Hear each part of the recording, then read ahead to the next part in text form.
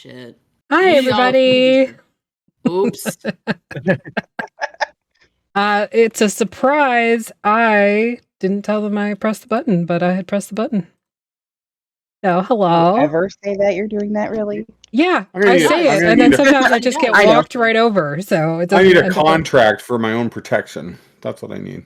No. Yeah, let's make that happen. Are you like looking to get a DNR? Wait, no, that's do not resuscitate. That's do not resuscitate. NDA. NDA. But yeah, that's what a damn millennial way to look at life. Yes, I have a DNR. Why? Do you have a life-threatening condition that you have suffered through? Yes, it's called I life. have taxes. It's called life, and it's called life, taxes, and more taxes. I want a nunya. And inflation. None your business. None your business. Don't worry about it. Anyway, our sponsor for tonight's episode is Canadian Dice. You can go to canadiandice.ca, use the code THEVACTER, all one word, for 10% off of your dice order. There is a lot of fancy stuff on there other than dice too, so give it a look-see. Scheduling wise, we've got some crazy shit going on. Sunday, Legacy of Fire, 7:30 over on DM Jeremy's channel. Monday, back here for Mistwalkers at 8:30. Thursday, A Song of Crystal and Shadow at 8:30 here. Also on Thursday, Artemis and I are going to be over on the Liching Hour for Swashbucklers at 9 o'clock. Friday, we got Fixius 5. And our podcast is also available on Spotify, iHeartRadio, and Amazon Music. That is every episode, except I think our birthday bash and any of the other marathons we've done, just because they take a lot of time to because they're fucking 12 hours. Because there's a lot. It's a lot. So they're not up there yet, but they're not on YouTube either, so it's fine. Next weekend, if you are in the Kitchener-Waterloo area, we got some folks that are going to Ragnarok Con, so keep an eye out for us. And merch, go check out the merch shop. It's new, because... Do we like the merch shop? I'm hoping so. Is this a new one again? Yeah. It's a new one because Society 6 was pushing all of the shipping fees into the profit margin, and our profit margin is under $5 for everything, so if not less. Yeah. So, and they were like doing a subscription thing. Yeah. So we said, fuck that, and left. Like, okay, bye. Okay, bye. And Artemis is proud of me, so that's awesome. Can I do like Maggie do and give my pick for our merch shop as I scroll through it right now? Sure. My pick right now is the Not a Peasant pendant that you can hang on your door and or your college dorm wall or your very obviously fake rock office wall. All that beautiful stuff, because like it's just a mood. It's just a mood. It is a mood. Because like obviously you're not a peasant, especially if you have to say it, and if you have a pennant to prove it. Mm-hmm. That means I am 100% not a peasant. Yeah. Anyway, Cedar, let's go. Shall we? Yep. All right. Quick question to my players: how brushed up are we on a game that we haven't played since about a year ago? I rewatched the episodes earlier. So did I, but I don't remember shit, so... I listened to 20 minutes of me on a roof while Affy played Gin Rummy. Yep. There was that too. The second episode was the filler episode, honestly. Just the adorable social stuff. What about you, Rob, and you, Jared? Do you happen to know anything about what's going on? Other than what Affy retold during 5 minutes before stream? Did we ever get out of the gas station? Nope. We're still there. We're still there. It's the middle of the night. And there's a dragonborn outside that's covered in blood. Anyway. Yeah. So. Yeah, to quote a certain person I know, like, paint me a word picture of what's happening right now. I would love to paint you a word picture. Thank you. Thank you. Night has settled over this area of the road between Gramsby and Big Brook. The desert has given way to dying trees as the sand continues to push further and further outward, much like the Dust Bowl effect in Midwestern America. Seems that things are quiet. Too quiet? There was definitely some apprehension, some teasing, some tormenting of NPCs and whatnot. But it's quiet at the way station of Ambition. The party has had a very long day of travel as guards aboard Cletus Hamato's rickety stage, which has just made its way past through Ars or Tea Kettle Canyon after just narrowly avoiding being overtaken and chased down by a bunch of Thrycreen. They witnessed the carnage wreaked by awakened cacti. They executed some very manly montages, including feats of strength and, of course, congenial ass slapping, and, of course, the typical D&D first watch, which, like Jeremy and Kate said, contained a lot of gin, rummy, and sitting on a roof. The stage, of course, had some interesting passengers, not just the guards, which is the party. A human man with a shaved head, a mustache and goatee, whom we, the players, have only referred to as the Stranger, because no one yet has learned his name. Not out of lack of trying, of course, but there's also a tiny little elvish woman named Lady Eliza Cobb. Lady is not a title, it is in fact her first name. She is traveling to Gramsby to, as she said, meet up with her brother who has returned from the stars. This planet of Brocalo, 4 years ago, was they made first contact about 4 years ago with people from beyond the atmosphere. Usually this is done by, what you've heard, done by organized community of Gith, who kind of keep the law and maintain realm space, or at least some semblance of control of it. But these were not the Gith. These were some random planet-siders, seemingly from a place called Toril.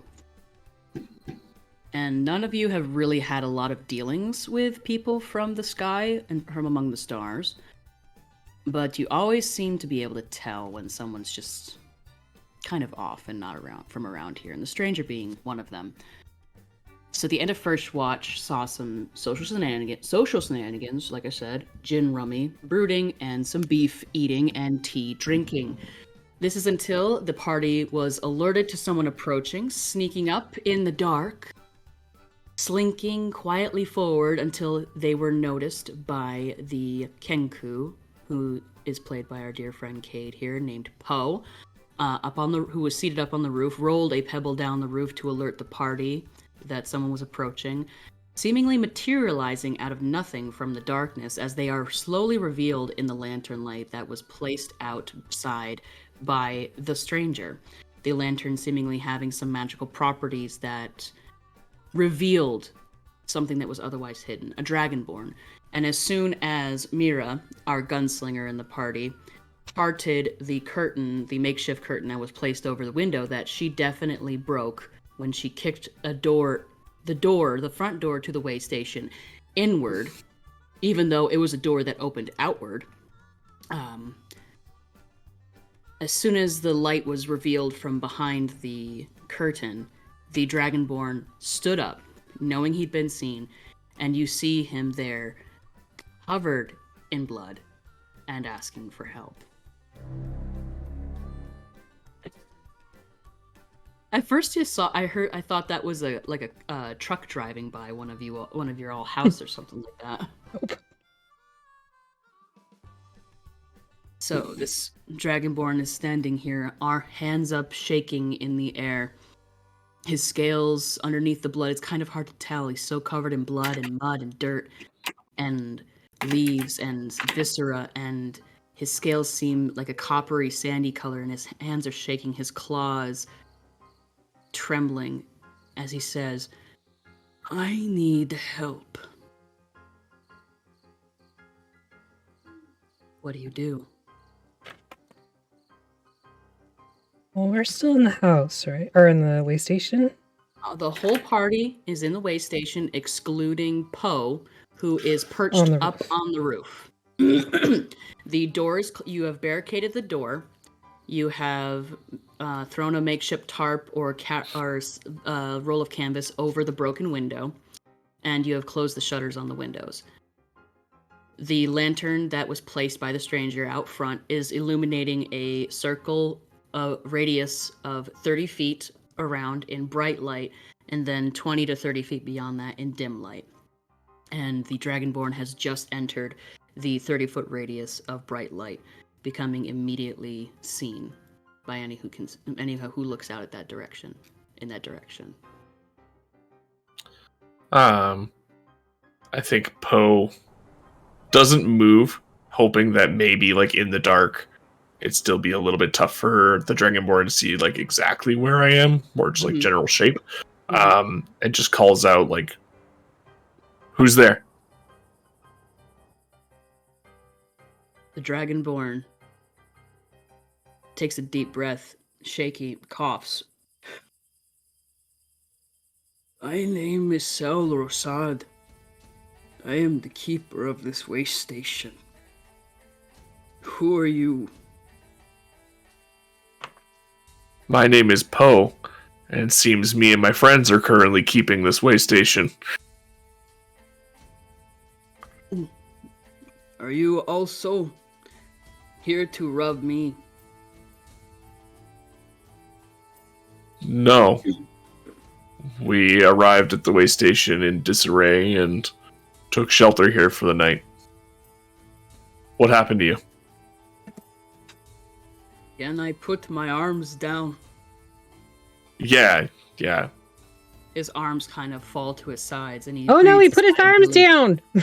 Shoot! Immediately, his arms go back up. I'm just kidding, I don't actually do that. It was just funny. He lets out a small sigh of relief and kind of curses quietly and draconic under his breath.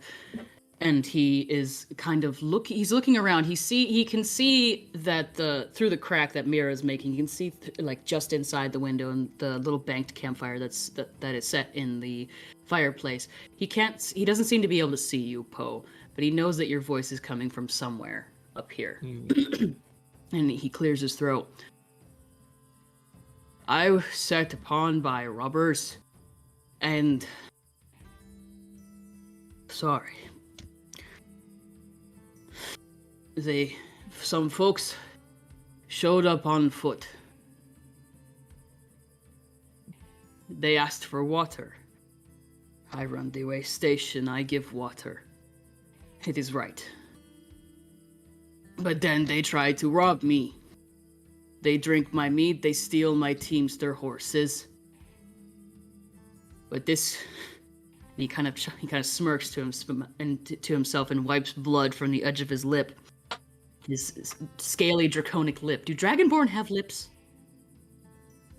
Do snakes have lips? Well, if you watch Fixius on Fixius Fridays, yes, they do. Then there you go. Okay. He wipes blood from the side of his mouth, and he spits on the ground, and it's a bloody globule of saliva. And he clears his throat again. But I have been stealing things back that were stolen from me since I was just able to walk, barely a hatchling. So I set out after them. Caught up, I was on their heels maybe an hour. And then we were ambushed.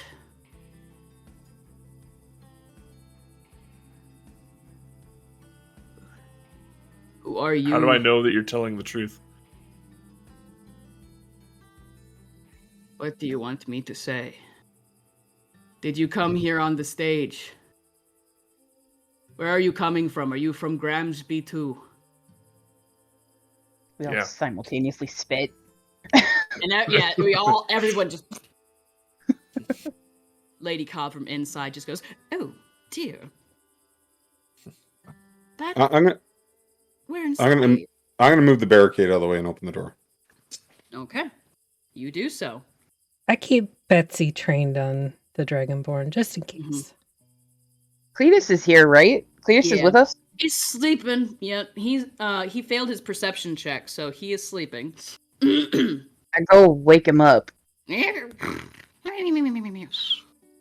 up, Cletus. What do you want? No. The safety's on all Betsy. No. Wake up.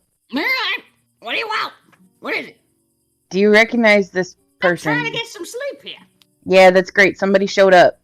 No? Shoot him then.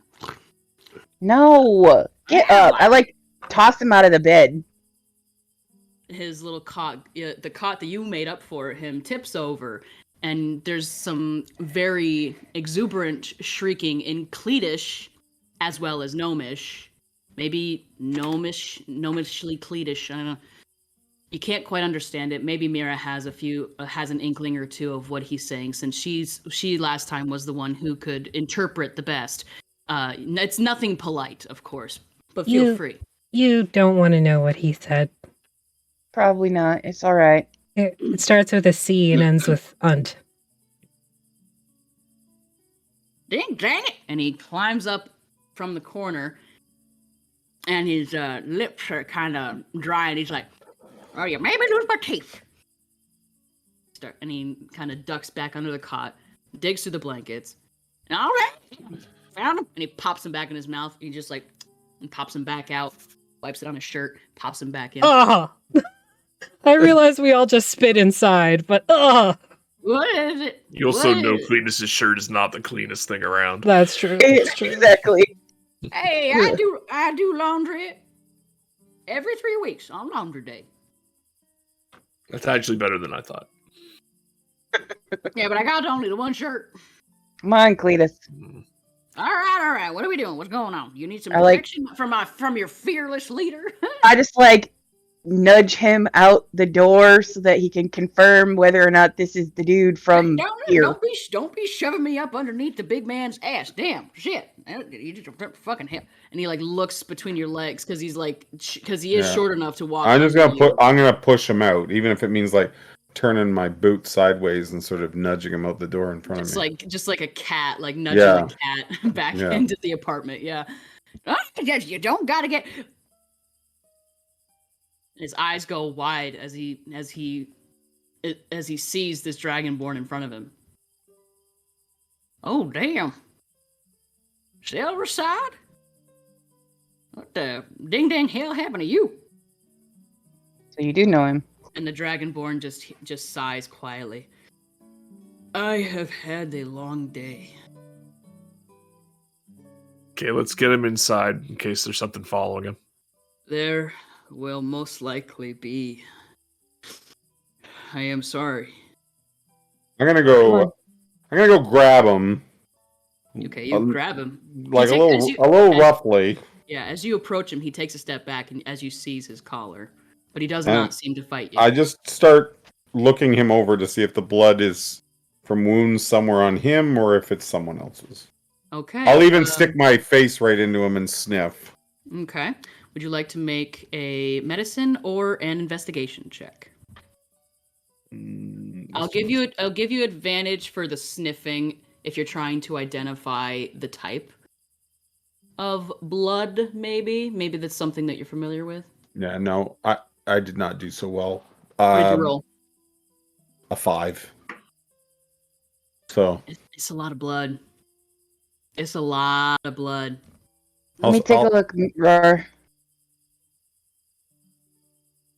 And it's a lot of blood, so much that it seems to be dripping, like seeping onto your hand and across your skin as you hold him.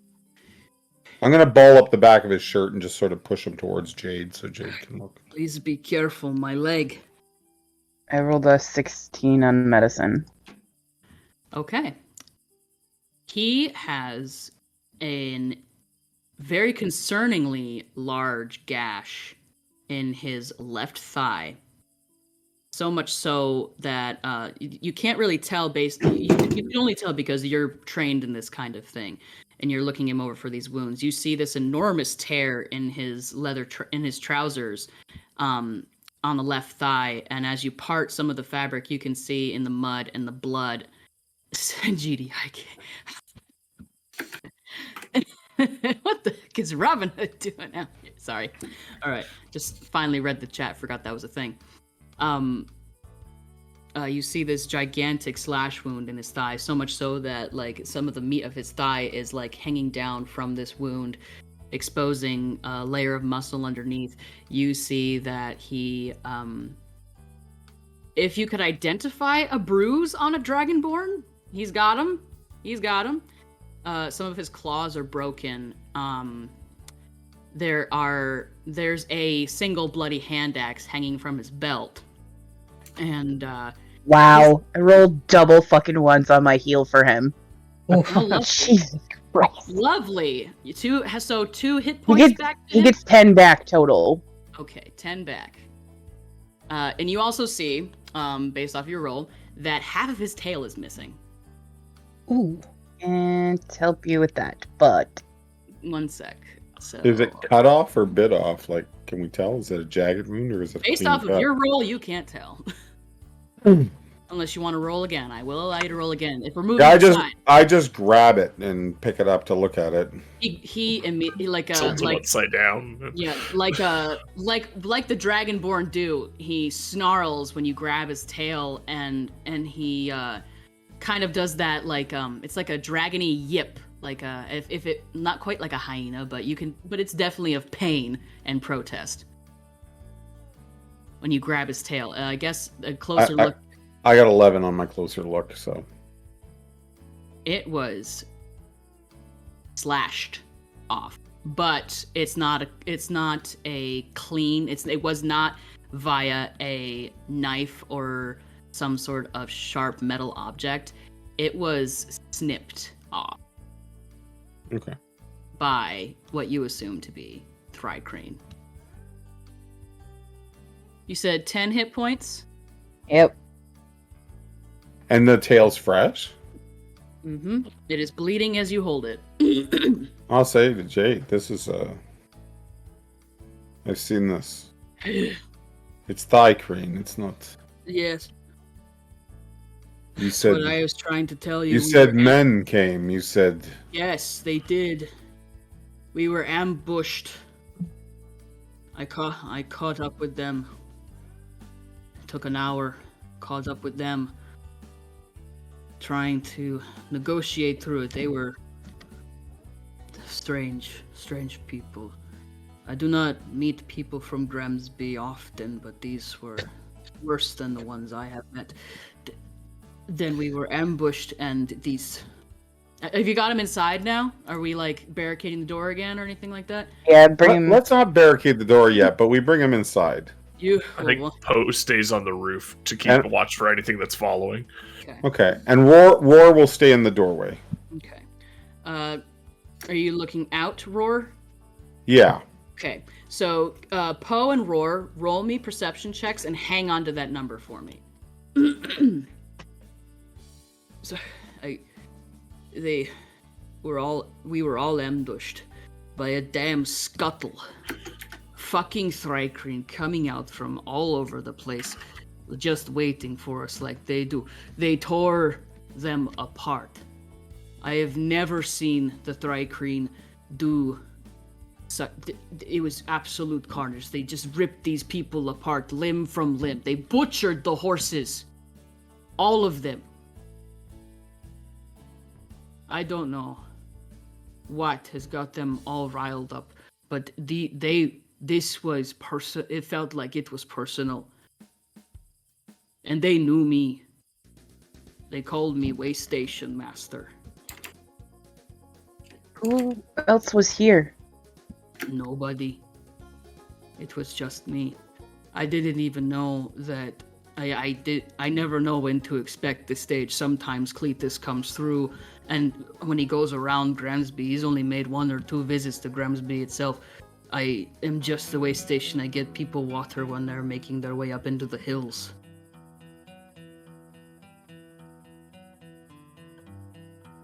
I change out horses. This is my home. This is what is left of my home. You should probably move. I think that you might be right, young lady. I will have to be moving, but that is going to be dependent on whether or not we fucking survive this night. I managed to clip maybe 2 or 3 of them before I got out of there, but there are. And he closes his eyes and he takes a deep breath and he just starts kind of thinking, don't remember how many there were. Cletus during this entire deal has been setting about getting water and being quite competent and actually very helpful if you're trying to do anything else to. He's trying to bandage these wounds a little bit. He's cleaning him up. He's got like a wash basin that Lady Cobb has gotten for him. They're both kind of setting about trying to clean this guy up and trying Can to I wrap use more serious wounds.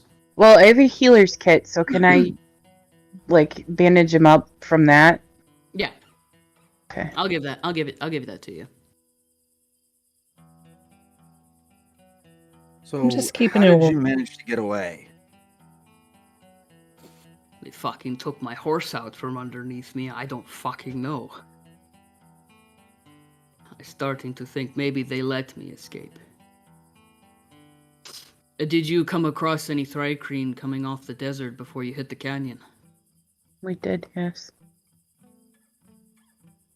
They probably Four of them, I think. I'm gonna glance at Jade and be like, not gonna say anything, but just like maybe give a you conversation with an eyebrow. a stern look, like maybe don't tell this guy everything. We absolutely did, and we killed all of them. Oh, this is probably connected, isn't Not the it? one you gotta worry about. Yeah, it's probably. They probably knew when they didn't hear back. They were waiting. They knew that something was. But they coming. came up from behind us, not in front of us, and we were heading towards here. Yes, they are nested all about the hills and down into the canyon. Oh, At least that's what I assume. I've not really left or gone back towards Big Brook for quite some time now. that's okay. It's a shithole. Though they did get this new machine in the East of Clint bar. Oh, Yeah, it makes like maple candy. maple candy. Yeah, The spicy maple. yeah. Fucking go for that right now. Sorry. Oh yeah, you gave him 10 hit points. Hang on. Yep. Okay, well that's good because he had 1 hit point left. Now he has 11 hit points. Woo. Kill him. Because if y'all had shot him, he would have been dead. He'd blown up, he would have been very dead. You would have Yeah. been very Yeah, he's like, you outfitted this pretty well. I figured that I cannot be careful at this point. Fucking sorry, I can't. He takes a long sip of water that Cletus hands to him. I saw your message out there in the sand. I still didn't know if I could trust you. The fancy trap you've got out there. Little concerning the amount of dynamite, but you know. I wanted to go with more, but we didn't ran out. And ladies like, did we run out? I have. Shh. What is? All right. You don't Just tell shaking my people head. how much finding his wounds. explosives you have. I feel like that's something that we should normally lead with. That way we don't go setting unnecessary fires or otherwise. Now you're going to monitor how much information you give out? When it comes to black powder, yes. The Dragonborn kind of looks between all of you. What do you? I'm telling the truth here, and I'm sorry that that this is not going. You're all perfect strangers to me, but the only one out of you I know is Cletus. I've never seen any of you before in my life, and this is my home, and you have. Honestly, I don't know what to say at this point. I don't need you to trust me. I just need you to help me fight these fuckers, so maybe I can see the dawn, and then move the fuck out of here. Oh, yeah, I thought that was implied. That's what we're doing, right? And they look at everybody else. Yes, Ladies, if they're coming here, we are gonna have to be ready for them. Lady's kind of like looking about, and she's like, and she kind of reaches into her pocket and pulls out the rock that she fucking drilled you with in the shoulder earlier. Yes, I suppose we could put up a fight. Do you want a gun? I mean, I know that they are ungentlemanly, but it's not a gentleman's weapon. I've never fired one. They're pretty easy. You load it and then you pull the trigger. But first, you point it at the thing you want to shoot. Oh well, yeah. I assume that there's some. I assume that is a part of it. It's much like with the rapier. You take it and you stick the pointy end in your enemy. Yeah. Except real gentlemanly weapon. Can I move out to see if I can see Kate on the roof? Sure. Roof? I want to ask you two what you got on your perception checks. We killed it. 26. And I got a 25. Damn. Nothing gets past us. Yep, nothing gets past you.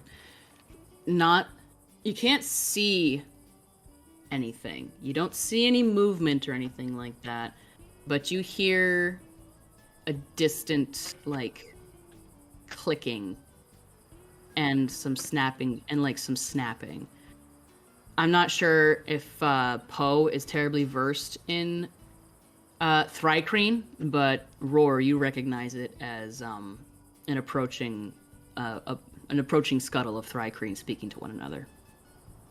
You would say based off of your rolls, that they're maybe 10 minutes out, depending on whether or not they're going to do a full frontal assault. You're not sure.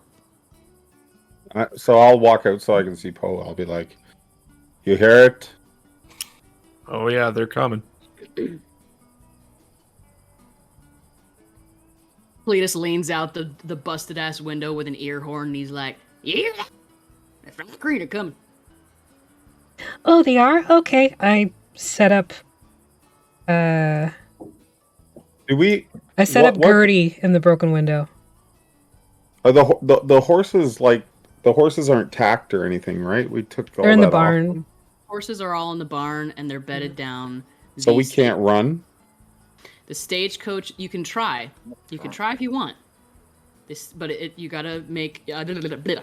I'd ask you to make a couple of checks regarding that, because you're going to have to outfit the team, and you're going to have to connect them to the stage, and then you're going to be driving in the dark with horses that cannot see in the dark. I mean, we don't have to take the stage. With 26 with a 26 and a 25, would we kind of get a feel for how many Thrycreen are around us?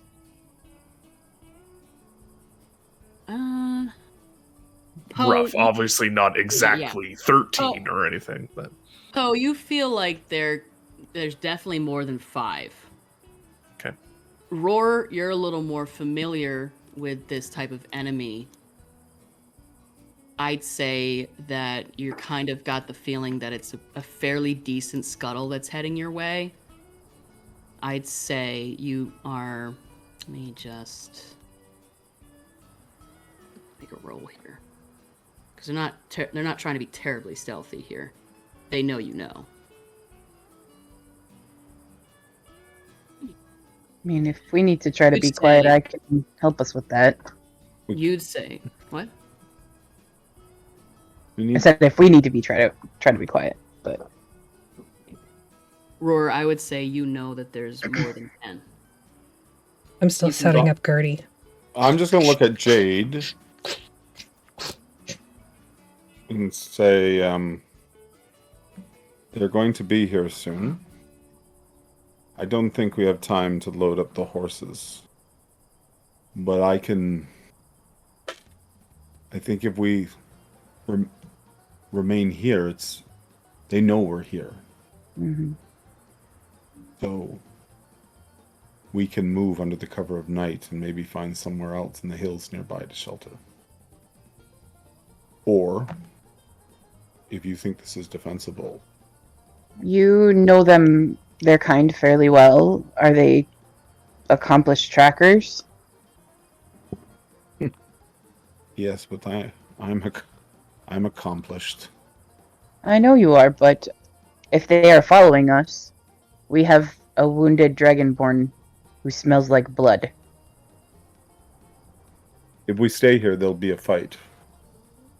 I think there'll be a fight regardless. I just would rather that we're here where we're ready for them. I can cast a spell on us to hide our passage, and we could try to escape. I can as well. You just hear from behind you as you two are standing in the doorway as Lady Cobb and Cletus are tending to this dragonborn, to Selrasad, and you hear, "Now hold on, now hold still, it's gonna hurt." And you hear like water, warm water pouring from Cletus's kettle, and you just hear, "Oh fuck! Oh fucking hell!" How many ways in and out are there of this building? On the first floor. Hurt. Oh, that hurts so bad. I like push. If I remember correctly, Roar leans into a wall to see if he can bow the wood of the wall a bit. Because I don't think this building was particularly sturdy. And I look at Jade, and I'm gonna be like, "They'll come through the walls, Jade." Just leave a Thrycreen-shaped hole behind them. Kool-Aid Man right they'll through. Kool-Aid Man this. Yeah. Oh yeah. There's a certain amount of definite shaking that the building did when Mira kicked in the door that's supposed to open outward. And there's a second floor to this place? There is no second floor, so no. Okay.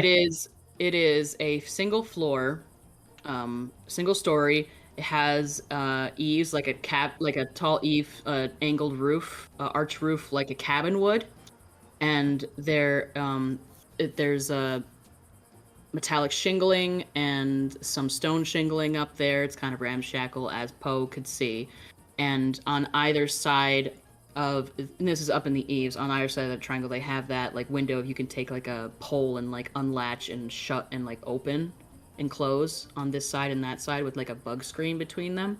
Mm-hmm. And on the main floor, the back of the way station is kind of built in to the side of a crag, like a hill sort of.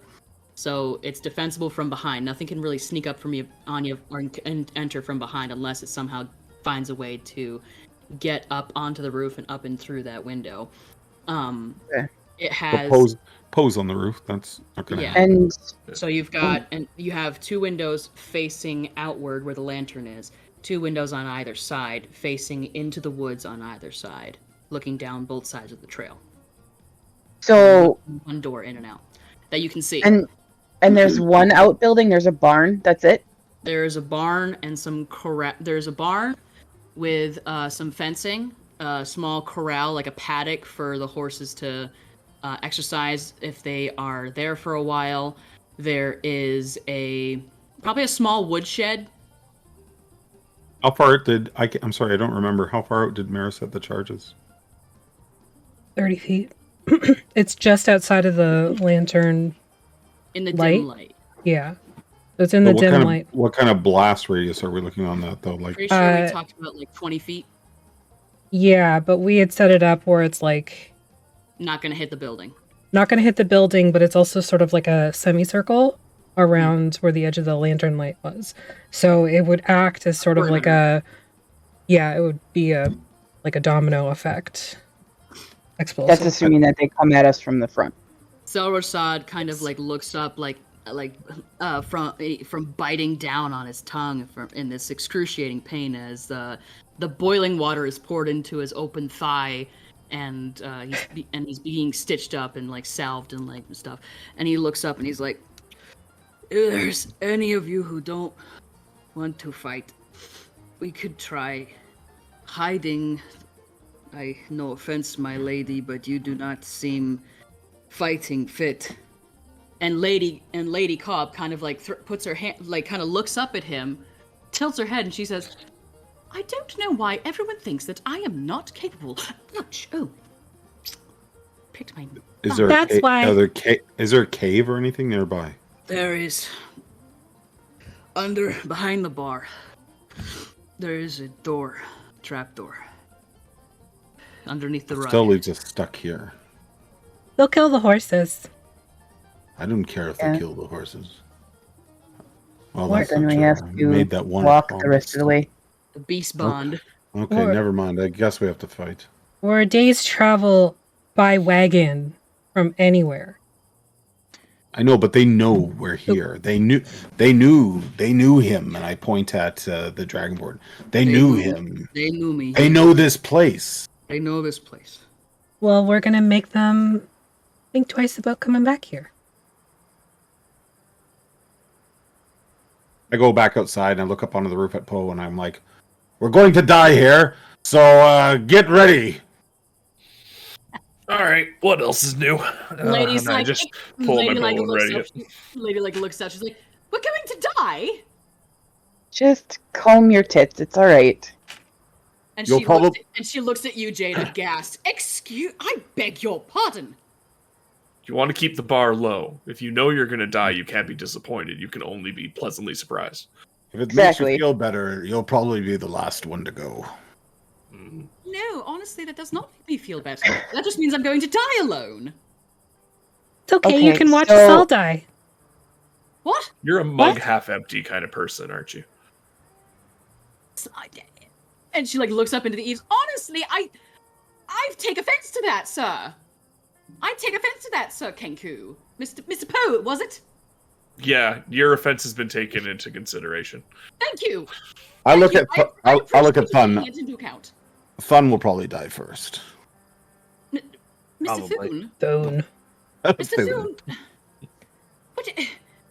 Why are you all? I feel like as if all of you are looking at this situation as a glass half empty kind of thing. Don't you have something to live for? Don't you want to live? Candy. Cletus kind of picks his head up and he like looks over at Ymir and he's like, "Candy." High five. Everything I have to live for is probably going to die here with me, so.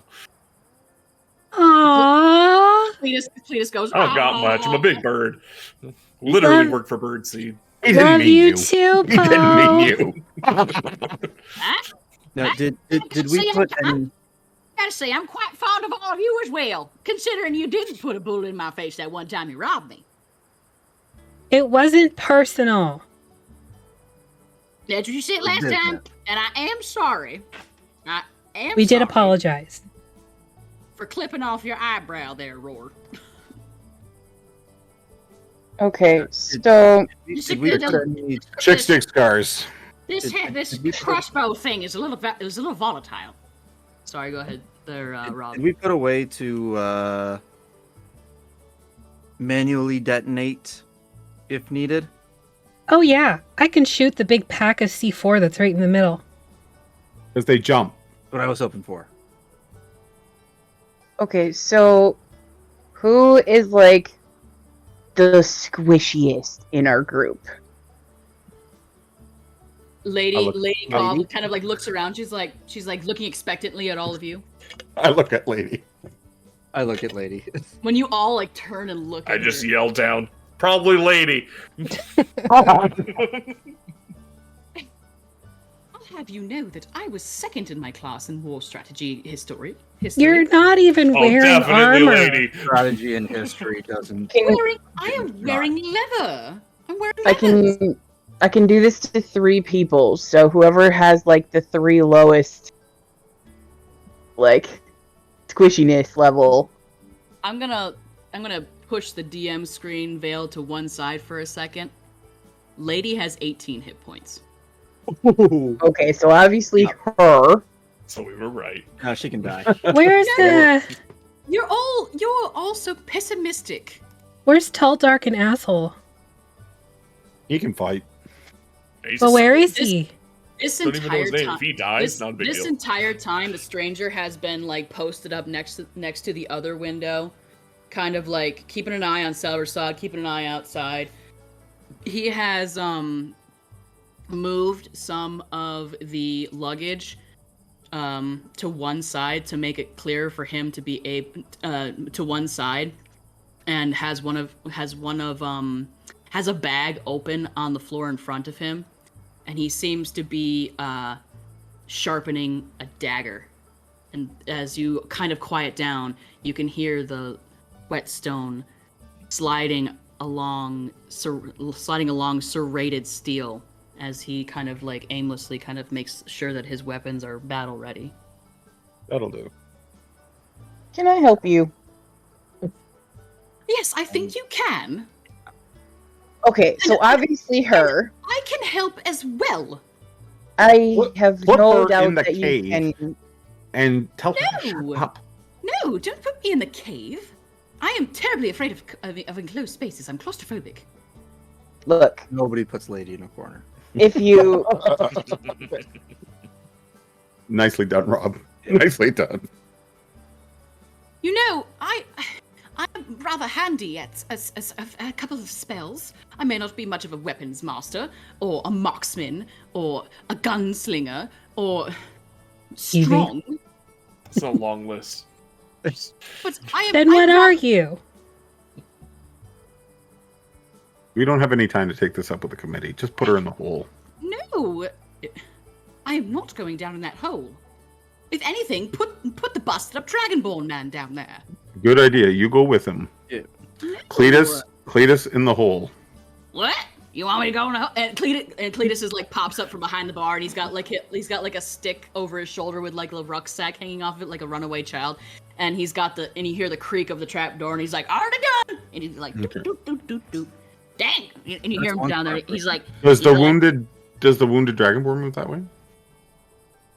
first you hear, "Oh dang! God dang! It's fucking dark down here. What the hell?" Oh, You're a gnome. and you hear, well, that doesn't mean I don't know it's fucking dark down here. And you hear a clang and a clatter and the sound of pots falling over. Bitch! Shit! Damn gummit fucking hell! What are you putting all this out there? What, you got some crockery down here? Ooh, mead. Anybody want to get drunk before we die? Yes. Meat's explosive. Hey, so I can't reach Poe, so on Mira and Thune and myself, because you can shapeshift Roar. So on the 3 of us, I cast Aid at 3rd level. So we get 10. Our maximum hit points go up by 10, and we also get 10 temporary hit points. Nice. Wait, 10. And that lasts for 8 temporary hours. Wait a minute. Hold on. Choose up to 3 creatures within range. Each target's hit point maximum and current hit points increase by 10 for the next 8 hours. Yeah, So- it's not temporary hit points. Your max No, hit it's just points your is- maximum goes up. So Oh, we get 10 whatever you, 10 temp off the top Yeah. as well. yep, it just automatically adds to it. So So Lady is helping Selversod towards the trapdoor, and he's kind of coming down from the adrenaline that was kind of keeping him going, and his eyes are kind of fluttering, and he's looking around. He's like, "Where are we going?" No, this is. I am not going to die in that fucking wine cellar. Yeah, It's a you mead are. cellar, actually. Oh, fucking mead cellar. It's my mead cellar. Whoever's talking up there. Oh, Well, if he's already down there. Yep. well, Poe's on the roof. Oh, yeah, that's true. Never mind. He kind of like props himself up on the bar, and he like takes the hand axe from his belt, and he says, "If I'm going to fucking die, it is going to be taking one of those fucking bugs with me." Absolutely. As soon as they come through the trapdoor to the cellar. Oh, You have to protect Lady. You fucker. And You Cleta. you fucker. And Lady takes a step back from the bar and crosses her arms. I'm not going down there. I'm staying up here and I'm helping. I fireman carry her to the pit. I was gonna do that. Hand me, you kid! Hand me! This is not dignified! Put me down! Not about being dignified right now. It's about keeping your ass alive. I'm going to put her in the pit, and then I'm going to snarl at her as vicious as my half-orc tusks will let me. And She just be like, blushes. you stay in the fucking hole. She blushes from neck to the tips of her ears. And she looks aghast up at you. And then I close the door. What? New kink unlocked. So you've locked... Once all three of them are down in there, is there a large barrel or said large object that I can just put over the trapdoor? Sure. Off the cot. Sure. What's your strength? My strength is 15. Sure. Let's say you do it. Regardless, I'm helping him too, and I was trying to. That would be Before you- awesome. That would be awesome. Thank you. Before the barrel moves onto the trapdoor, Cletus like knocks. You hear like a knock, and he pops his little head out of the door, and he's like, "You want some meat?" Yeah, I take that. Yeah. He passes up another one. Get down there, Miss Lady Cobb. No. And she's like kind of climbing up out of the trapdoor, like shoving him to one side. Yeah, Missus, this is highly undignified. This is undignified. Excuse me. You are going Stay to trap down me there. down here with them. No. And she looks into your eyes, Roar, and she says, I can help. Mm-hmm. Let her help. She can die with all of us. Move your hands back. You'll help better with more fingers. She pointedly looks you in the eye, squints up at you, flares her nostrils, and holds out one hand and whips it around in the air a little bit, and a silvery blue light kind of surrounds her fingers and swirls and swirls and swirls and swirls and swirls until she just takes it and she gently presses her pointer finger to her heart. And it just a little ding. I'm not afraid of you, Mr. Raw. I'm not afraid of anything. Listen, we don't have time to argue about this. If she wants to fight, just fucking let her fight. We've got to get ready. And I finish assembling Gertie. There you go. I would love to know. Can you tell us in the audience what Gertie is or who Gertie is? Gertie is the first long-range weapon that Mira ever built. And essentially, it's bad news. I was going to say, is that bad news? Is bad. Yes. It is bad news. For whoever gets in its way. So it is a long-range rifle, and it has explosive rounds. So Sounds wonderful. I close the door. I don't care if her fingers are in the way. There's a shriek, and the door, and I assume you place your boot upon the trapdoor and you shove the barrel on top of it, and she is yelling and banging on the trapdoor the entire time. I just... I can't believe you're doing this, but I can help you fucking bastard! Oh, pardon my language, but fucking hell! I look... All of you! I'm going to look to... Rob, what is it? Is it Thune or Thun? Thune. Thune. I'm going to look at Thune and just smile. Like, isn't this fantastic? We just stuck her in the cellar. I mean, she's gonna get herself killed doing that. She'll die. She'll die. Okay. And the other two. We might as well just let her up and Nope. kill ourselves that way. I will let the three queen eat her in there after they have eaten us, friend. And you hear, I that! Happy trails. Poe should probably get one of these meads. You know what? Go fuck yourself, Raw! Nightly. Even with Mira sleeping in your bed. Yeah. Just a spritzing. It's a half-orc thing. You wouldn't understand. Yeah, just back to back. I'm gonna go out and throw a jug of mead up to Poe. Dexterity check. Oh no. Save or just straight check? Just do a save. Poe's got better dex than me. He'll do it. 14. There we go. You catch it. Perfect. It's you Cheers. juggle it, you chuggle it for a second, but you catch it. Perfect. And nobody knows. Nobody's the wiser. Nobody saw it happen. Yeah, nice yell down. Cheers. Take a quick swig. Yeah, I take a drink of the one that we have and pass it to Thune. Anybody else? Candy! You don't need anything. I dig some of the candy out of my pocket, give it to Mira. Put that in. Just all of it. Jade just keeps like a bunch of it on her at all times because she knows Mira likes it so much. And she's hypoglycemic. Can we still hear them chittering out there in the darkness? Nah, they're closer. You've got maybe a minute, if that. You're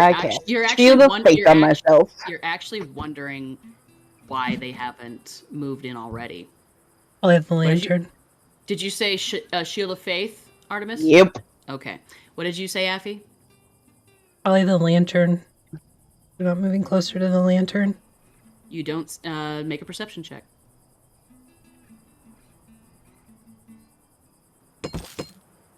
Ugh. Nope. 12. This is what it was supposed to do. They might be waiting. They might be waiting for their.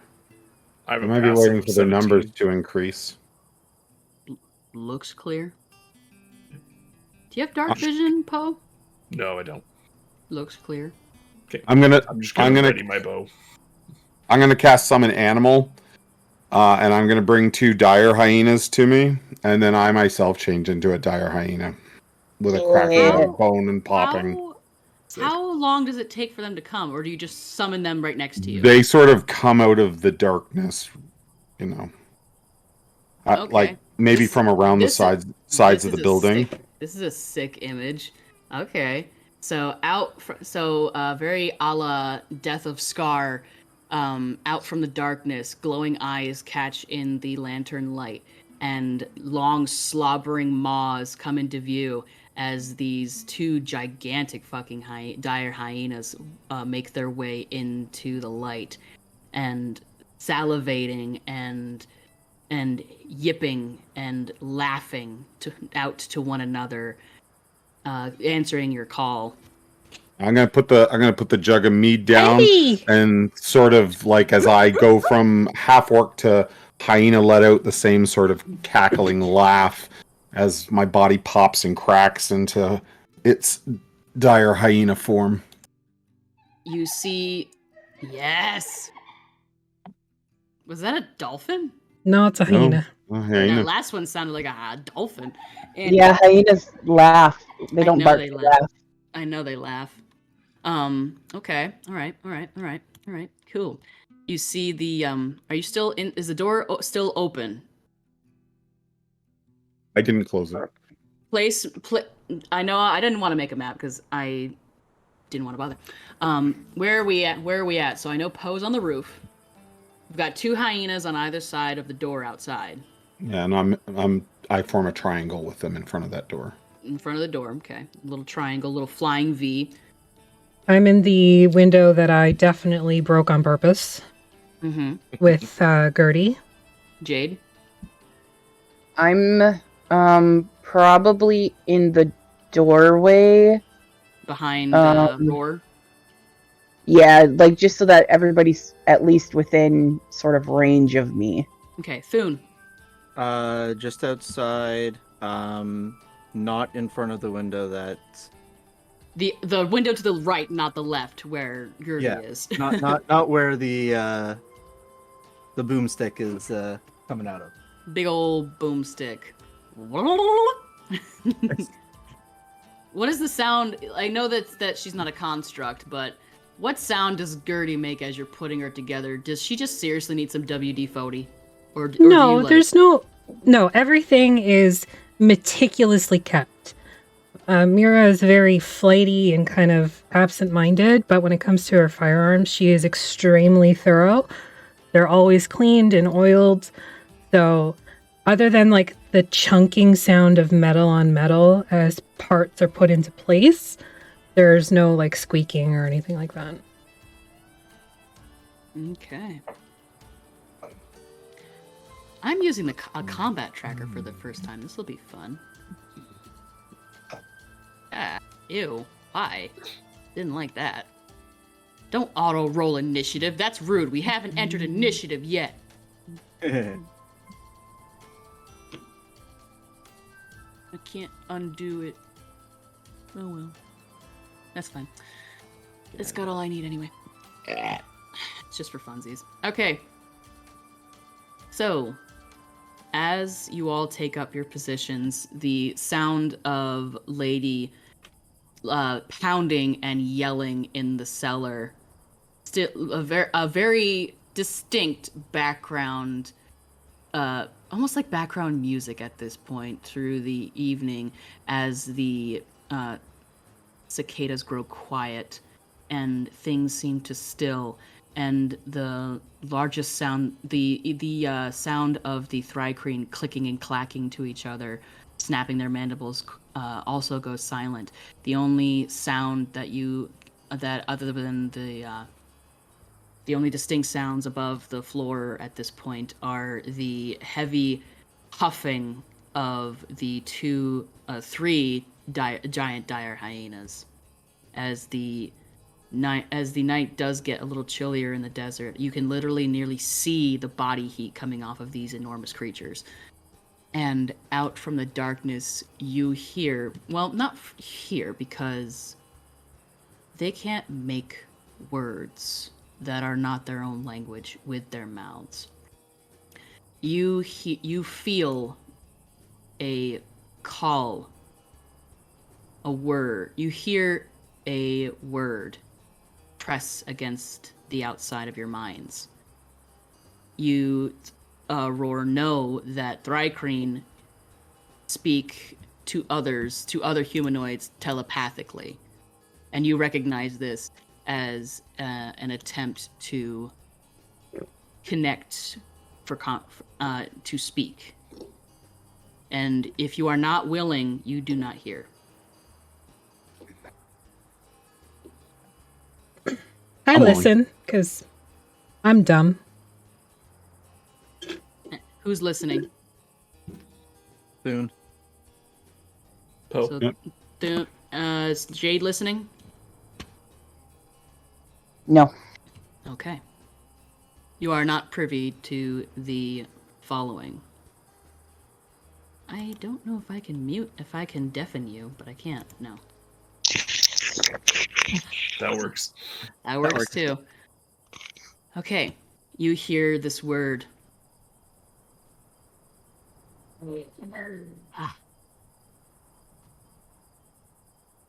No, I don't. I speak. You listen.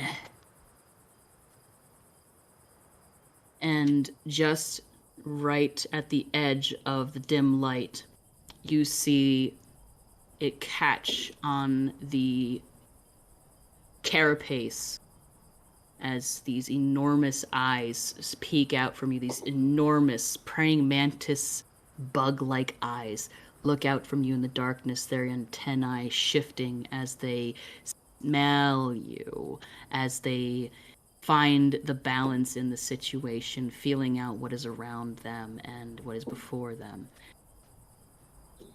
You listen? Seems to be worded as a question. Not very well.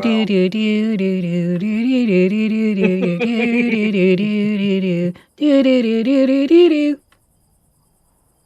I just like think loudly. Yes. It's like when you were a kid and you would scream in your head to see if anyone in your class was telepathic. Yes.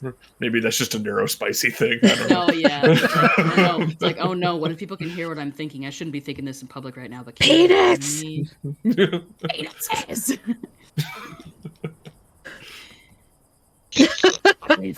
I just heard you yell penis. Yeah. Yes, you did. Yeah. Now we know who's telepathic. Uh-huh.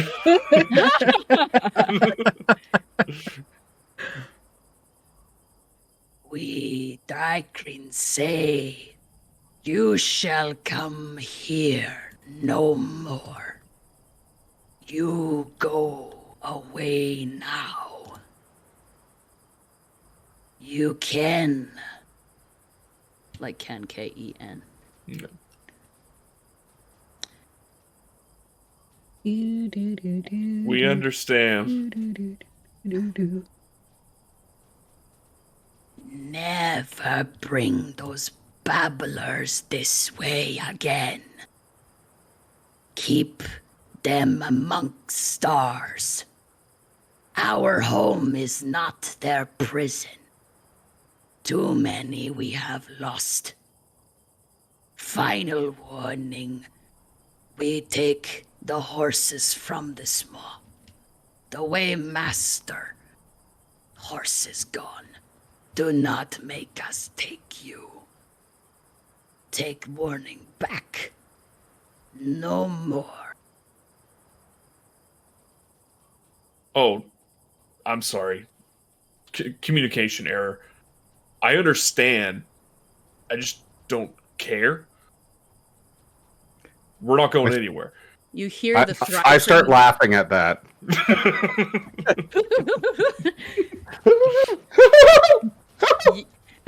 Pillsbury Doughboy in here.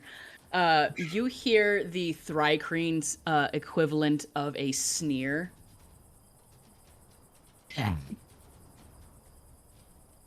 We give you 5 minutes.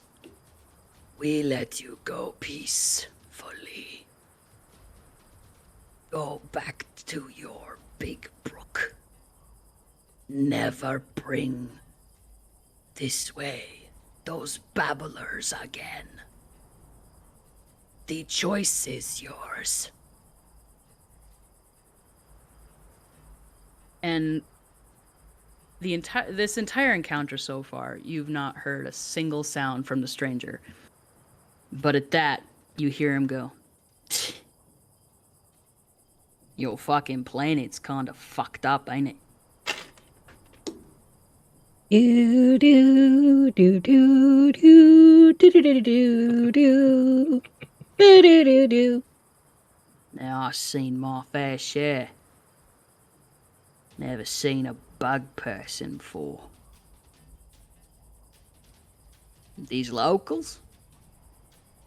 Kind of their place. Yeah. Hmm.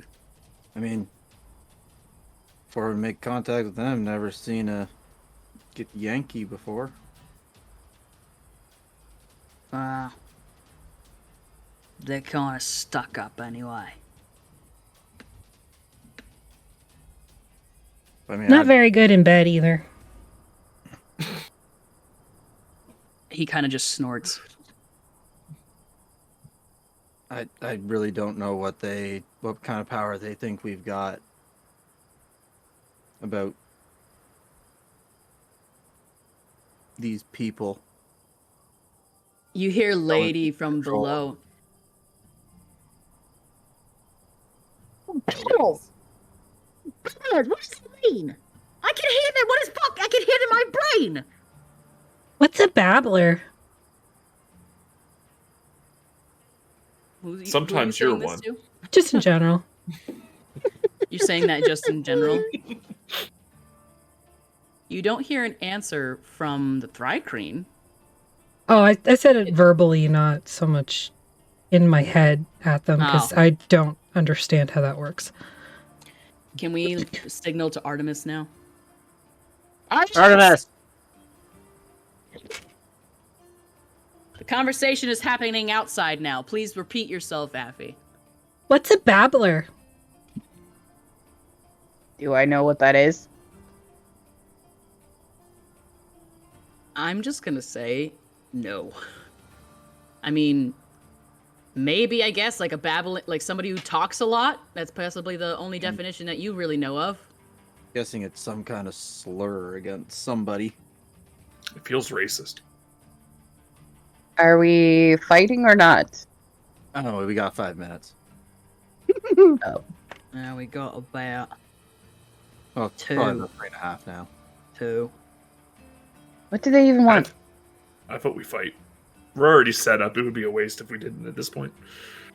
They want us to not bring babblers through here anymore.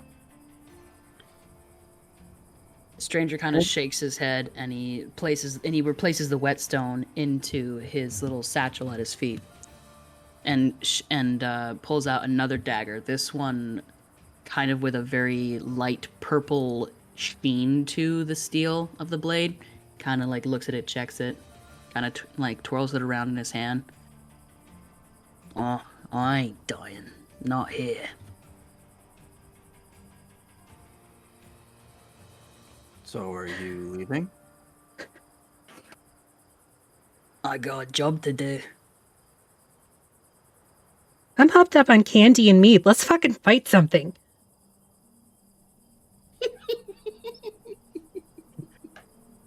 From the darkness you hear, "Time is up. Good. So do you leave?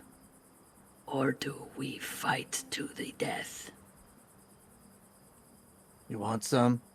So, while I'm in hyena form, can I telepathically respond? Like, Yeah, fuck it, yeah. like I can't talk, but Yeah, fuck it. Yeah, do it. Yeah. I'll even say that the party can hear you since you're all on the same phone link. Okay. I'm not. You're The not, party you can't line. hear Sorry, I didn't actually have something to say. I just want to know if I could. Oh, like, no, okay. yeah, Well, yes, you yes. were going to say something profound. You were too. No, absolutely not. Very well.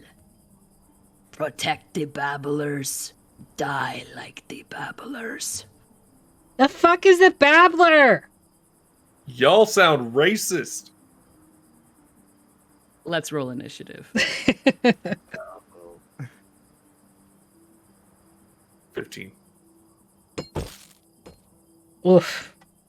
That's another fucking nat 1 on this. I'm done with. Throw it away. No, change You the can- die. D&D Beyond. Y'all can use physical dice, BT Yeah, I'm dubs. done with D&D Beyond. Just we're use going physical dice, for the love of gods. I want to hear the clickety-clackities. So, Cade, you said what? 15. Okay, 15 for Poe. Thune, 3. 3. Jade. 3. Okay, going great. Roar. What is you? use dice, I'm going to get some good ones. Get some good dice. Okay, well, Mira. 12. 12. These Don't are ones forget- that F got me at GaryCon. Don't forget to roll for your hyenas. They're the ones that Emily got me. So, can I roll for them together or separate? How do you want me to do it? Let's do it together, just for Thank you. giggles. Okay. +2. So God my damn. hyenas have a 16, 16. and I have an 18. Ooh. Just remember that there's a line of explosives about 40 feet out. Yep. And you hear the stranger go, "In noted." Roll for.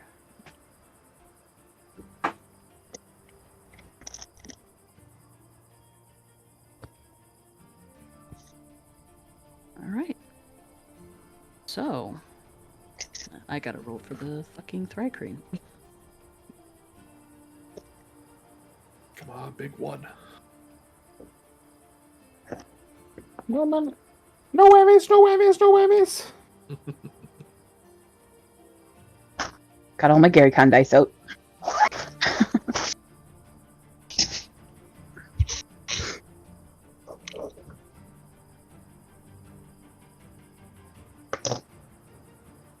Okay. So. All right. The stranger will go first. He is going to remain still, and for those of you following along at home, I am implying that he is holding an action. Roar. Your turn. They're not. We can't actually see them yet, or can we still see their eyes? I'll say that just for the theater's sake, as Thune said, you want some, or you want to get some or something like that. What'd you say? You want to get some? Some come get some. You want some? Come get some. You hear, very well, and the clicking, and the snapping, and the clacking resumes twofold, threefold, and you see in the dim light of the lantern, like the shimmer and shine against carapaces coming out of the darkness, surrounding the entire semicircle that is lit by the lantern in front of the way station. Yes. Yeah. So I'm just going to ready my action that when they inevitably rush, I'm going to attack once they come within range. Okay, so you're waiting for a rush, for an enemy to come within range. Okie dokie. Hyenas. Same. Okay, we are waiting.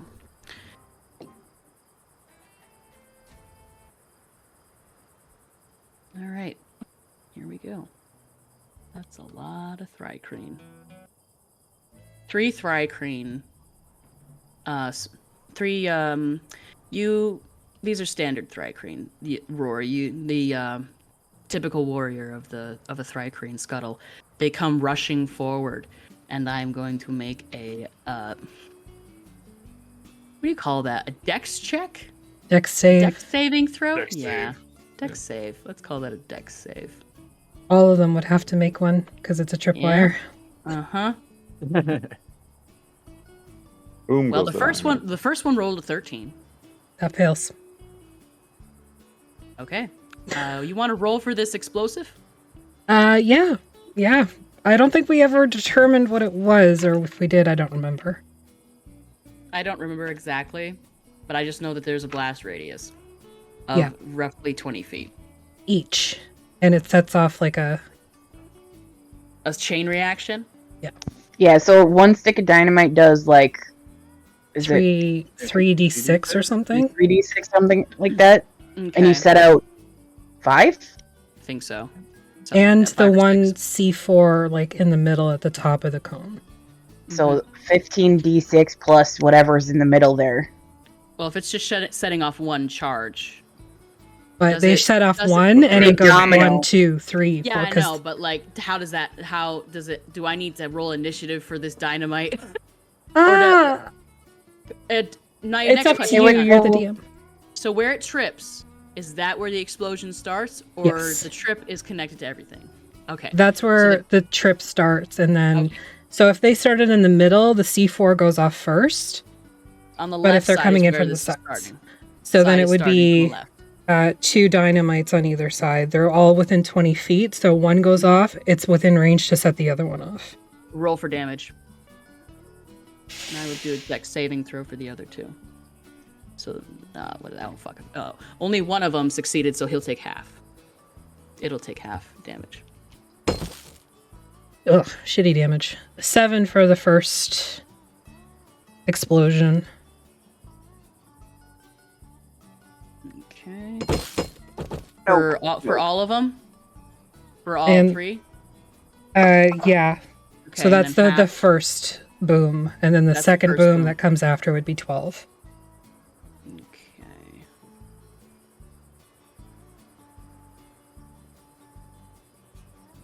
That was a really good idea, y'all. Next And- explosion, please. Okay, the next one would be the C4. Okay.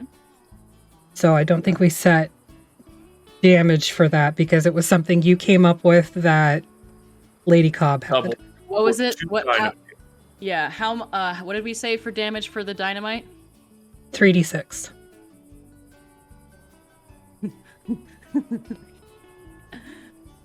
let's say 60-10 Holy shit. for funsies, just for giggles. Regular fireball. 32 total.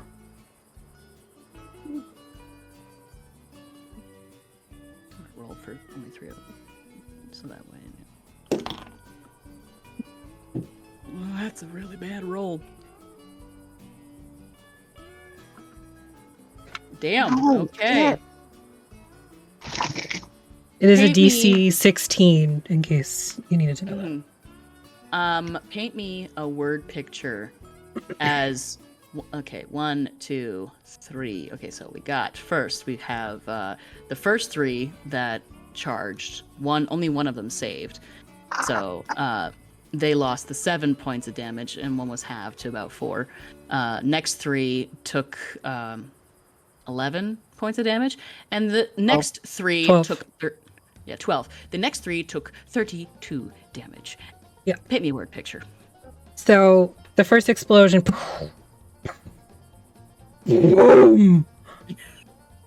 And Mira's just sitting in the window going, "Oh, I gotta get me some of that." And then it sets off the next dynamite, and then the next one, and the next one, because there's 3 more still. Okay. We'll just use the... Is it okay if we just use the rolls from the previous ones? Sure. Or do you want to roll again? Actually, no. Yeah, roll again. Okay. Next dynamite is 9. Okay. One after that is 13. That's a nat 20. And the last one is 11. Okay.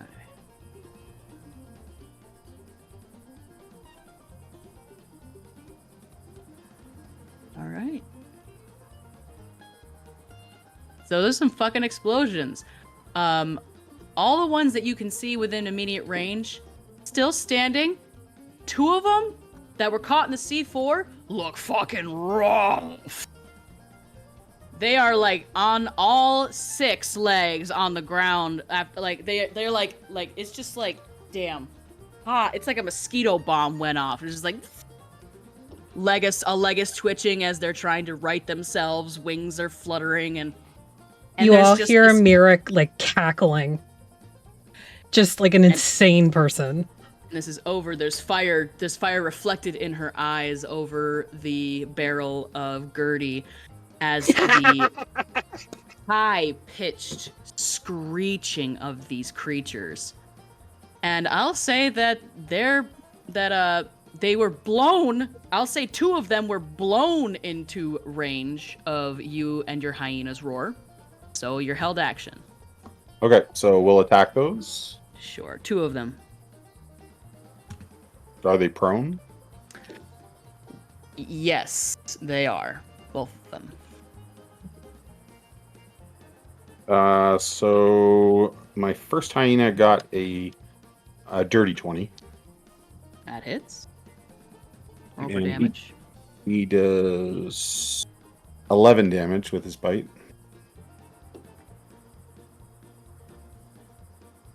Okay.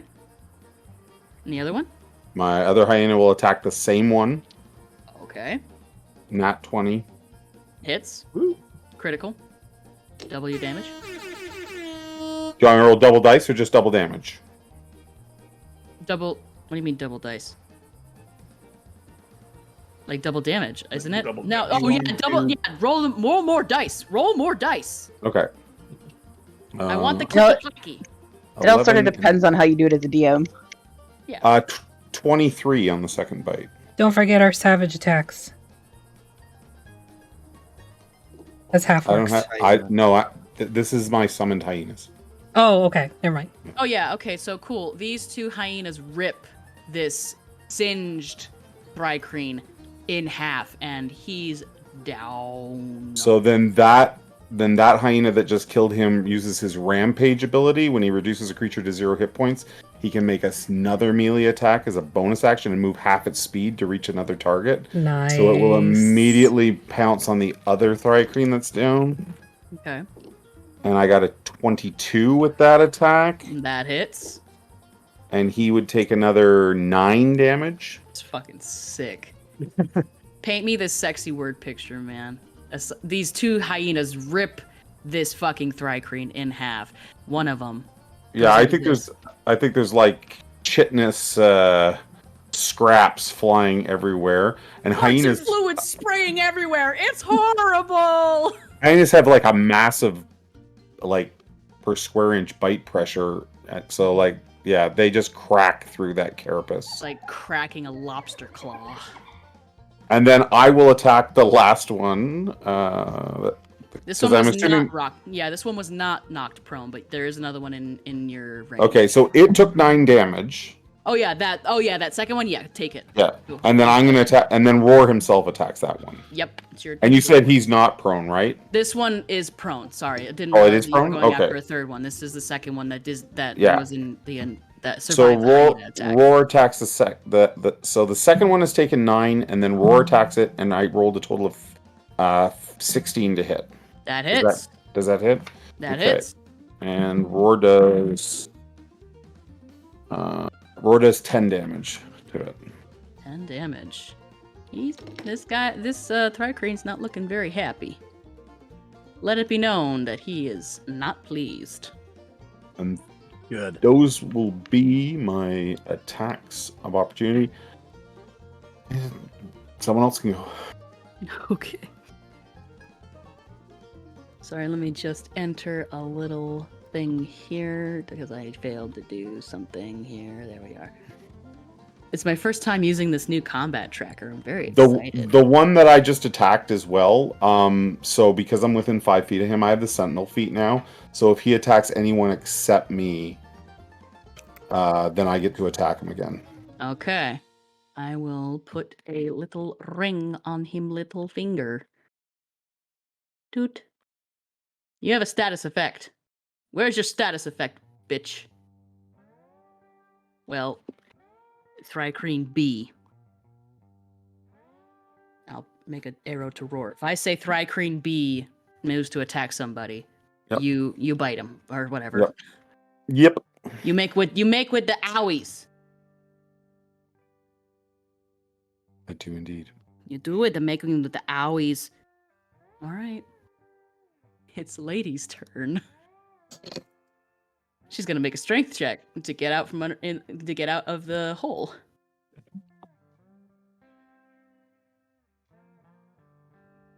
You just hear a light thump as the barrel just kind of like very barely jumps, and you feel it just under your feet. Anyone who's still in the house, thump, and you hear.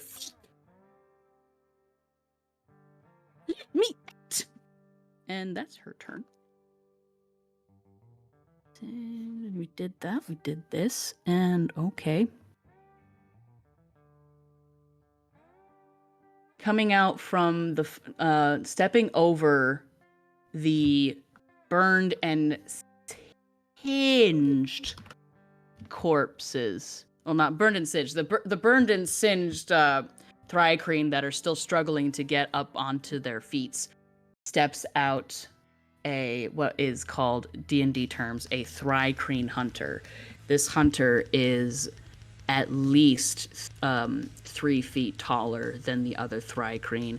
The carapace is kind of is painted in it's much greener and shinier than the others. It has massive mandibles with spikes on either side, and it lines up its sights on you, Roar, as it approaches, clicking with menace and rage. Thri-kreen Hunter A will make an attack roll for you. Okay. At you. Let's see. It lunges towards you, mandibles wide. Does a 7 hit you? No. Okay. Nope. Not today. Damn. And would you say that a 5 also doesn't hit you? I would say that as well. Okay. This Thrycreen hunter lunges towards you, mandibles outstretched, and you with hyena-like grace dance out of the way as its mandibles snap on empty air. And as you dance to one side, it swipes one huge claw at you, and you just duck underneath it, seemingly effortlessly. Next in initiative order is Mira. Well, seeing that big bastard come out of nowhere, gonna fire at him with Gertie. Okay, make your roll. 17 to hit? That hits. Wait, hang on. That's a regular Thrycreen. Let me check. That does hit. Yes. 29 damage.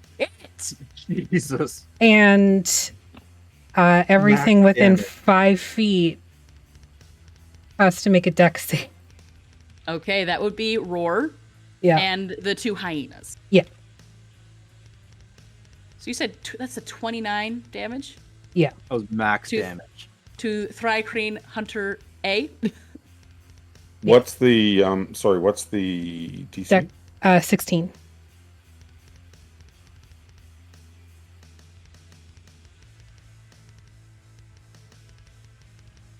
Okay. So one made it, one did not. I don't know if it's sorry, now that I'm working on like wild shape and all that, I'm not sure that it's going to the game log properly. And Roar only got a 13. Is that what I needed? 16. But it's only Okay. two fire damage. So okay, so if we fail, we take 2 fire damage? Yeah. So Roar takes 2, and then one of the hyenas takes 2 then. Do I need to make any type of saving throw with the Thrycreen Hunter regarding that fire damage, or is he just taking a big blast full of gunpowder? He has to make the dex save as well. Okay. We also have a hyena on the ground that's prone. That would be within 5 feet as well. Okay. Not a hyena. There's another Thrycreen on Another the ground. Thrycreen. That's true. So the Thrycreen Hunter A rolled a, you said dex, rolled a 21 saving throw. So he takes half, right? He takes no damage. Oh, okay. The prone boy, he's not happy. Did I say B? Yeah, that's B. Yeah. Well, he would be at disadvantage because he's on the ground, right? Yeah, I'm gonna roll for it. Okay. He failed. 2 fire damage. He just screeches. And I'll use my second attack to reload Gertie. Okay. Now, when you fire Gertie, what happens? I would love to hear what flies. So, arcane runes begin to light up along the barrel as I pull the trigger back, and then it blasts out this massive. It's almost like a mini mortar that ultimately hit this Thrycreen Hunter like right square in the chest, and just like boom, blew a hole in the chitin. Yeah, the chitin is cracked. And did you just roll a Constitution saving throw to see if you were drunk, Thune? No. No, Roar made a Constitution save to see if a Gertie broke my concentration on my summoned animals. It did not. I didn't see. All I saw was a concentration check. Sorry. Go. It's okay. And then, it just kind of basically splinters out in like black powder and makes further fire damage happen. And Cool. it's like, it's not quiet either. It is like, go, as it goes off. Where did Poe go? Poe, I am so sorry. I missed you in initiative. Unless It's you all prepared good. some. Did you have a prepared action? I'm so sorry. Let's go back to you real quick. Sure. So I'll take a shot at the Thrycreen Hunter with my bow. Go for it. So Hunter A. 15. That does not hit. That just misses. Okay. Do you have a bonus action or a free action? Would you like to insult this Thrycreen or say something badass? I tell him that his mother was a cricket. Oh, burn!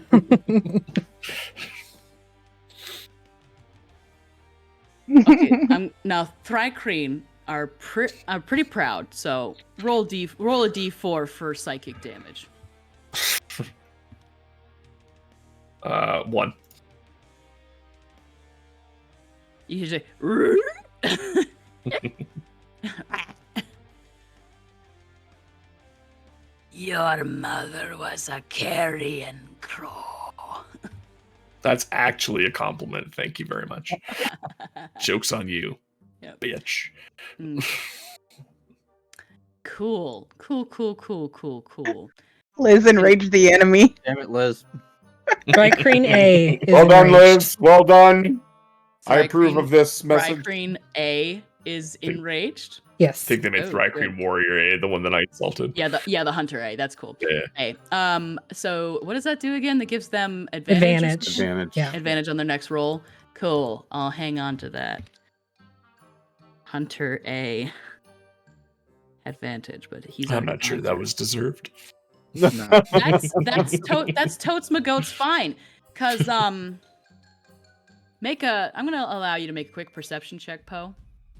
Okay. Or a dex. You know what? Fuck it. Dex saving throw. Okay. 24. Okay. You hear a screech coming from the forest, coming through the trees, and you hear like that like dun kind of click noise that happens when grasshoppers jump. Yeah. Like a little flick kind of sound. Yeah. Like that, but much bigger. And all of a sudden, flying over these explosions. Oh god, it's his mom! Through the air. It's literally his mom. Yeah. Another Thrycreen Hunter B, coming down to try and land on top of you, screaming the entire time with mandibles outstretched. You narrowly avoid getting landed upon. So I'm not gonna make you roll for any grapples, but you are now engaged, let's say, with this Thrycreen that has landed upon the roof, seemingly from a running start. What's up? Somebody knocking on my door. If it comes around to my turn before I get back, I cast Bane. Who's knocking on their door? It's like it's 9 not me. o'clock. It's not Poe. It's Barnacle Bill the Sailor. Knocking on my chamber door. Let me do it for you. I am rolling like shit tonight. This is fired. Welcome to the curse of the DM. I know. Where the fuck is your initiative? I mean, your roll to hit, you dumb fool. Is a 12 hit you? Poe. Poe. No, does a 12 not. hit? Okay. Nope. Does a 17 hit you? Yes, it does. Okay, we will say that flying from the sky, you just flutter out of the way with a squawk, and you narrowly miss getting chomped upon by these gigantic spiked mandibles. But just as you avoid that, you take a slash right across your little bird head, and you will receive the following damage. Let's roll the damage. It's French damage. It is French The damage. worst kind of damage. The worst kind of damage. So you receive 8 points of slashing damage. I'll use my uncanny dodge to make Parisian damage. Ooh, Please the do. next PC gets disadvantaged thanks to Hambod. I feel like I love this. Isn't it great?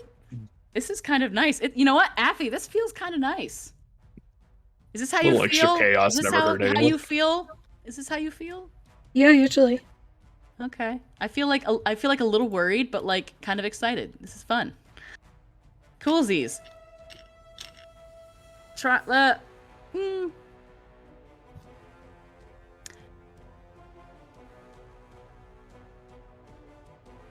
Yeah, that's a good idea. That's probably what it would do. Jade, just in time, you're up. I cast Bane on the 3 closest to me. Okay. What does Bane do? Okay, so Bane Are you okay? No. Do we okay, need so to Bane, go right back? Can we take a break? maybe just for a minute. Yeah, let's yeah, take, absolutely. We'll let's be right take a back. break. We gotta take.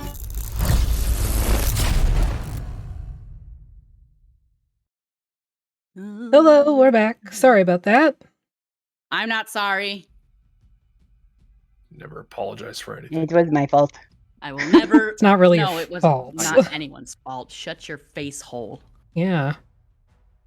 Oh, We were just on Jade's turn, and they cast Bane. And say again what this does. Okay, so up to 3 creatures of your choice that you can see within range must make a charisma saving throw. Okay. DC 15. Let's call that Thrycreen B, C, and D. A DC of what? I'm sorry? 15. 1-5. And this is a saving throw for wisdom? Charisma. Charisma. Charisma. I'm not sure if this will surprise you or not, but Thrycreen, not the most charismatic creatures. What? What? Yeah, You don't they, say. yeah, they all failed. Get out of the city. I am shook. How Shooketh. many owies do they get? They don't No. get owies. They must subtract a d4 from their next attack roll or saving throws. Well, until you lose concentration. Until I lose concentration, which Okay. means that my Shield of Faith goes down, though. Cool, so B, C, and D are now baned. B is also is now going to face consequences if it attacks anyone other than Roar. Mhm. Cool. Is that your turn, or do you want to have a bonus action or anything? Have any of our people been hit yet? Just Oh, wait, by never mind. That was the me. first level spell. Oh, That was the first level spell, anyways. Never mind. Oh, Poe got a light slap. But would you like a free action to say anything sick or otherwise? What's your free action? You're, no. She's just concentrating on her friends right now. Cool.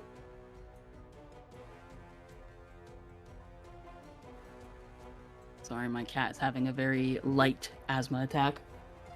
Are you okay? And it's shy, so I have no chance of catching her to put that what's it called? Inhaler. Inhaler on her. Are you okay? Stop breathing in all that dust. Climbing under the dustiest part of the house that I can't reach under. Thune! It's your turn. And you have disadvantage gifted to you from the chat. Yes, understood. Thrycreen B, the one that Roar hit. We looking close to going down, or He's looking pretty shitty, yeah. okay?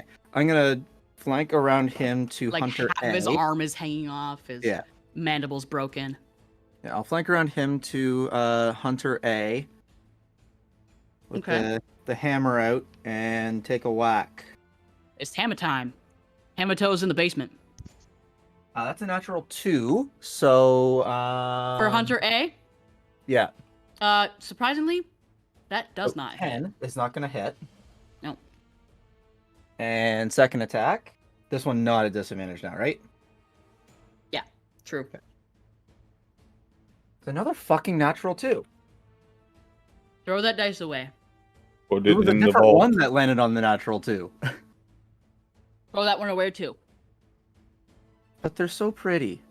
They are very pretty. Put them in dice jail. Do you have a bonus action? I do not. Would you like to use your I'm free a action? thunder. No. No? Not even any quips? Any passing remarks? No, because I missed. They're gonna fall back. So you angy. So you're like like Angies. you angy. Just Angie like dwarf. Thrycreen B. You very angy. Roar. Wait, no, stranger. Sorry. I forgot that the stranger isn't on the battle tracker because I couldn't add him to the battle tracker for some reason.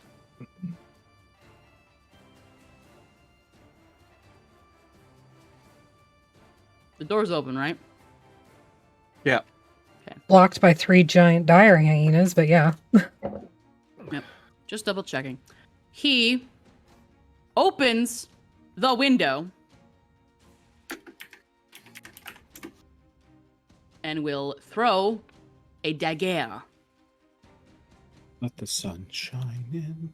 Uh-huh. Take it with a grin. Open up your mouth. Sunshine. Okay. The purple sheen, the dagger with the purple sheen to it. He slides open he pushes open the window. It's like one of those like kind of windows, like a shuttery kind of windows, like nyeh. So there's like the squeak of the window hinges, and they clack against the side of the building, and doing so catches the attention of Hunter A, who is nearby, and he just hucks this dagger towards this thri-kreen, and it sinks into the crack that was made by a very, very close range weapon known as Gertie in his little carapace, and he's going to take some damage. It shrieks out in pain, and he's just quite offended, I must say.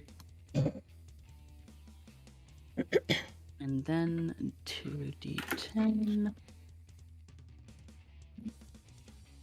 Holy shit. 10, 19. Okay. Yep, this knife sticks into his chest. Does not appear to appreciate it. But is still standing. I'm still standing. Yeah. Thank you, backup vocals. Anytime. Okay. And he will snap his fingers, and the dagger will disappear from the chest of the thri-kreen and appear back in his hand. And that is his turn. Roar, it is your turn now. Okay. I have some inspiration from last game. I'm going to spend that to attack, Please do. And attack the downed. I would like to give everyone inspiration, BT dubs, for the sick ass roleplay being happening tonight. Especially that, come and get some. Want it? Come and get it. Okay. Also for locking Lady in the hole. As you do.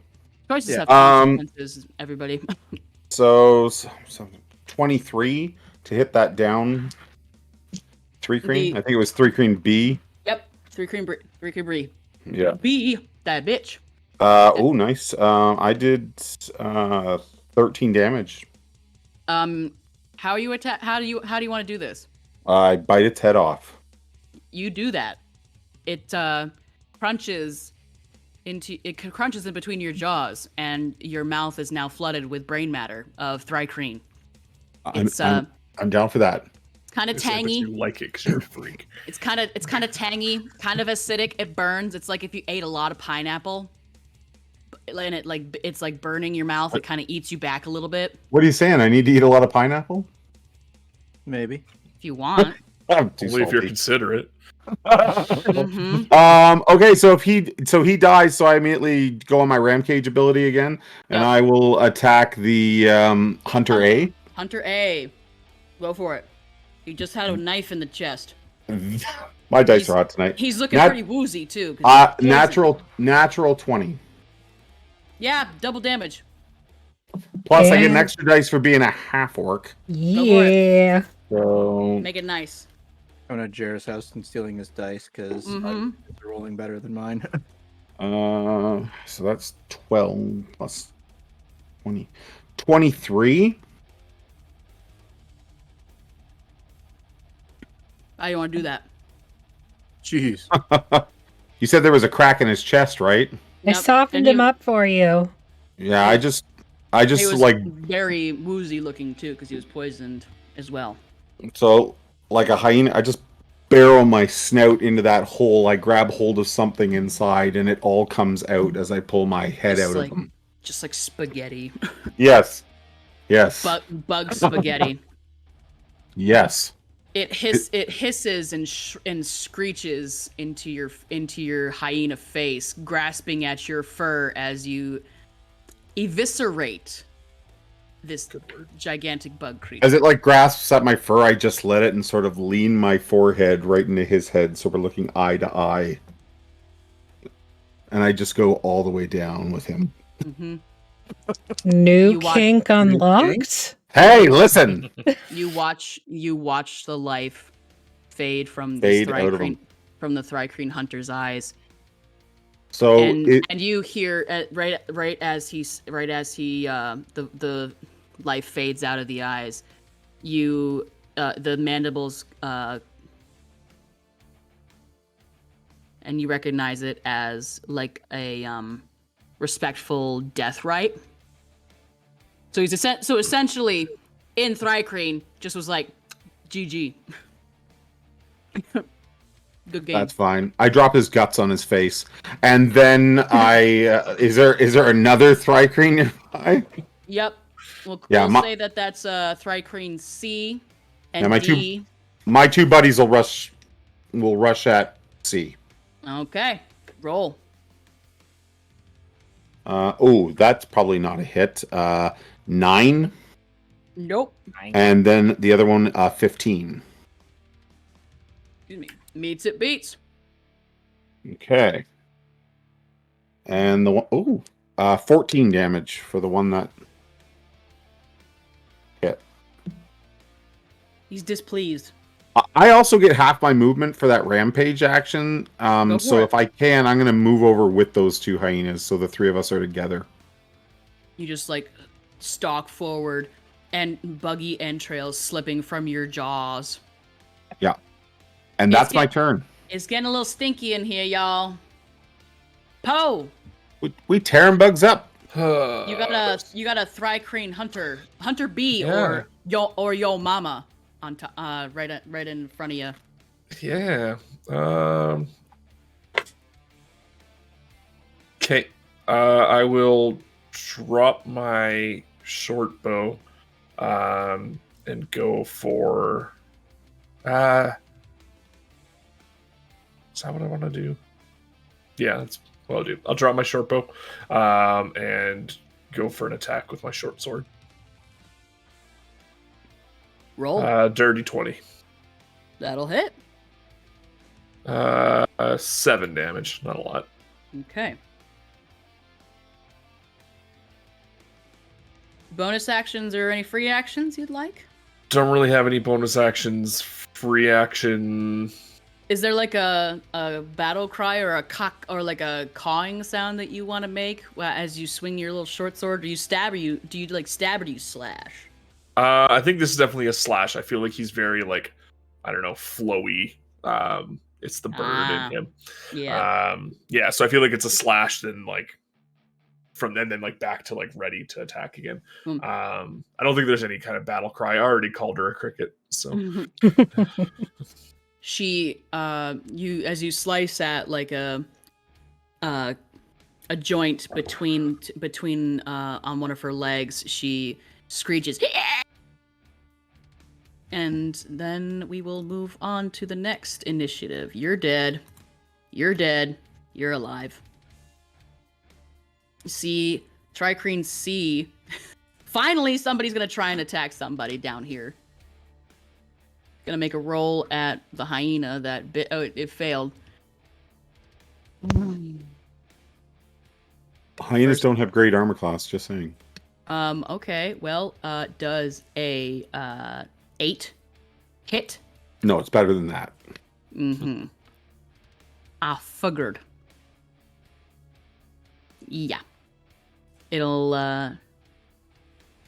yeah, that's its turn.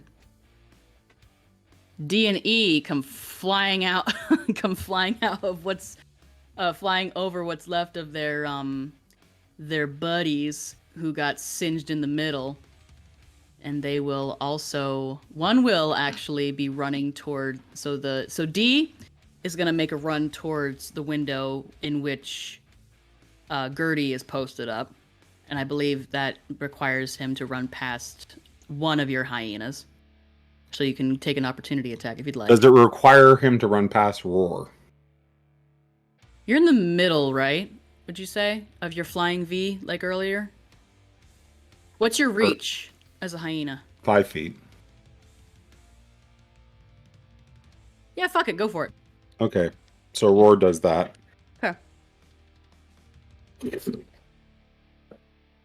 Is that a nat 20? Another nat 20. Hot Damn. baby! Hey! Can I get the wow?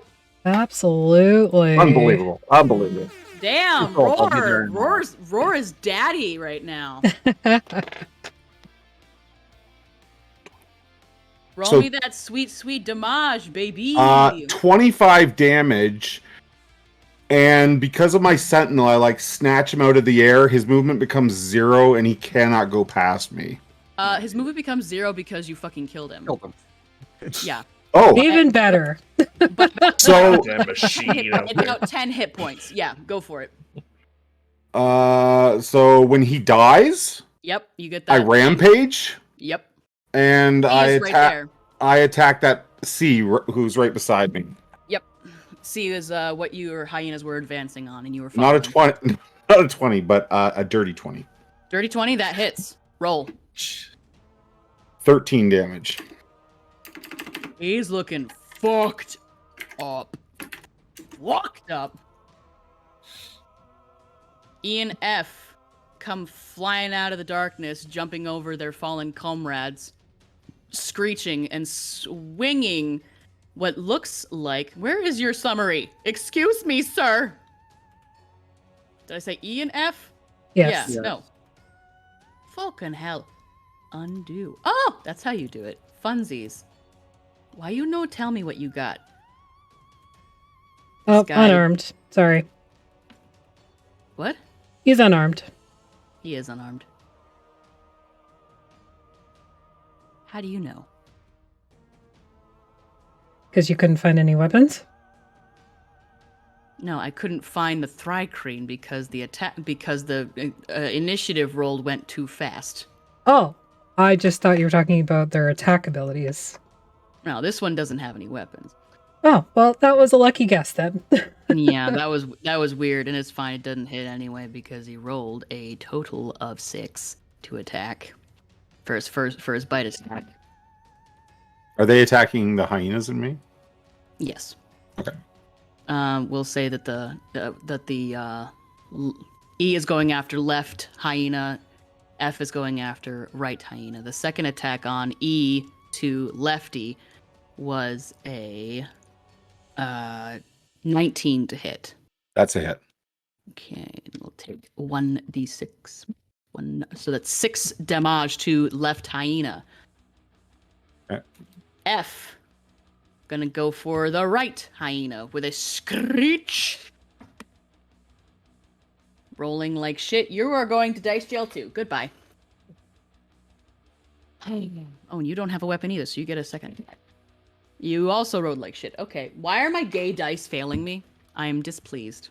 Because Excuse me? What, you want to say that a little louder there? because your dice are gay, that's why they're rolling bad. Yep. Appreciate that. It's because I'm gay and because I can't do math. I'm just kind of dumb. It's all right though because I usually I roll okay. And that's a lie. So Thrycreen G, who looks the most fucked up out of all of you, is laying prone.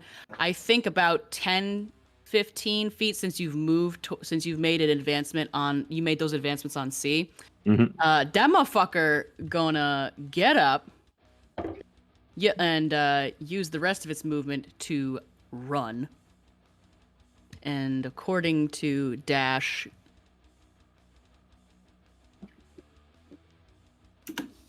standing leap. So he'll stand up and he'll just jump 30 feet into the forest. And There's a still forest? with it, it's not like a forest. It's like a bunch of dead ass trees and shit. Oh, right. So he looks like shit. He is now out of initiative, at least for now. No, I won't do that just yet because he's only 30 feet, and lantern lights of about 30 feet in bright, and then the rest in dim, and then 20 feet in dim. So he's still in sight just through the dead trees. H and I also looking pretty fucked up from the explosions come in from the right. And you've advanced, so you're no longer blocking the door, but they're engaging Thune, who is on the right window. So H and I will engage you, Thune. One has a... Come on, baby. Come on, Dick Dice. Don't fail me now. Does a 13 hit? No. Fuck. Does an 18 hit? Just. Okay. That's a nat 20! Finally! Oh, Dick Dice. Thank you. And a 16. 16 does not hit. Okay. So it was just 2 hits. One was a critical. They both try to bite you and it misses because you're dancing around and you're still angry because you missed the last time when you tried to attack these guys. And now they're harrying you and they're snapping you with their nasty little mandibles. Except now they swipe at you both at the same time with their claws and they kind of box your ears and it's really upsetting. And maybe there's some blood. It's not pretty. What? 12 damage total between the two of them. Okay, and what kind of damage is that? Slashing. Non-magical slashing? Non-magical slashing. Okay, each attack is reduced by 3. Okay. Heavy armor, baby. Yep. Love that feat. Okay, so 6 damage. Yeah. You never get to have any fun. Hunter A is dead. Mira! Well, I'm not sure if this happened, but I think the monsters were someone enraged an enemy. Liz did. Yeah, but you killed Hunter A. Yeah, it would still be your next attack. Not the next mob, it's the next attack. Oh, well, I'll save Doesn't matter. I'll save that for Hunter B. Poe needs some entertainment up there. Yeah. We don't need to save it for Hunter B. That's fine. Okay, well, I'll give advantage to one of Thrycreen Eye's missed bite attack then. Sure. There you go. It's fine, because it failed anyway, because I'm pretty sure that a god's damn 12 doesn't hit Thune. No. Okay, Mira! So I misspoke with bad news because it's a two-handed. I was not able to reload it with my firearm specialists. Mm-hmm. But I am going to instead take out Jolene. Jolene. That's stuck in my head now. You're welcome. Jolene! And I'm going to fire twice on the nearest one. I love that song. It's a fucking lit ass song. Natural 20. Fucking hell. For 30. Okay. Jeez. I'll say that it is probably Thrycreen E or F. Okay. Shoot the one that was running away. Jolene. Oh. You said closest, so. Yeah. Jolene wouldn't have that much distance either. So that is 21 damage from Jolene on the first hit. Just like right between the eyes, just out the back of the head. It's like mid-shout. It's like just blood mist. Yeah, my second attack will be on the one running away, but it's a 14. A 14? Yeah. That does not hit. Okay. Or no, I'm already done the thing. Okay. End of my turn. Group hydrate. Any bonus or free action you'd like to make? Nope. Well, actually, yeah, action surge. Action surge. Damn. Fighters, man. Fucking fighters. They're good at what they do. I'm basically fanning the pistol at this point. All right. I'm going to expend a grip point to get advantage on that one that's running away. All right. Oops. You can see in the dark, right? Yep. Okay, because he's in dim light. Go for it. 27 to hit. And he has partial cover because of the dead trees. How about 27 though? Yeah, that hits. 13 damage.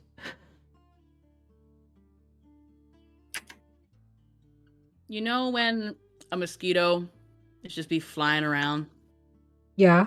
And then it flies into the road, and then a car goes by? Yeah. It's like that with a bullet. Gone. Just schmear. A Yeah. schmear. G is dead. Oh, Is that the end of your turn? Yeah, actually, because I killed him, I get my grip point back. There you go. All right. Poe. Yeah. You are about to get hit. I mean, they could try. They I don't like certainly the can try. certainty. Well, I have advantage, so... Oh, wait, no, I already used advantage. That's fine. That. I did. Keeping me honest. Come on, baby. Hello? There we are. Hello. I know, right? She's going to slash at you with her Githka. Does a 15 hit? Yeah.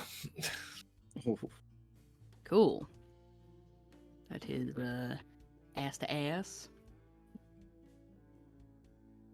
6 damage. Okay.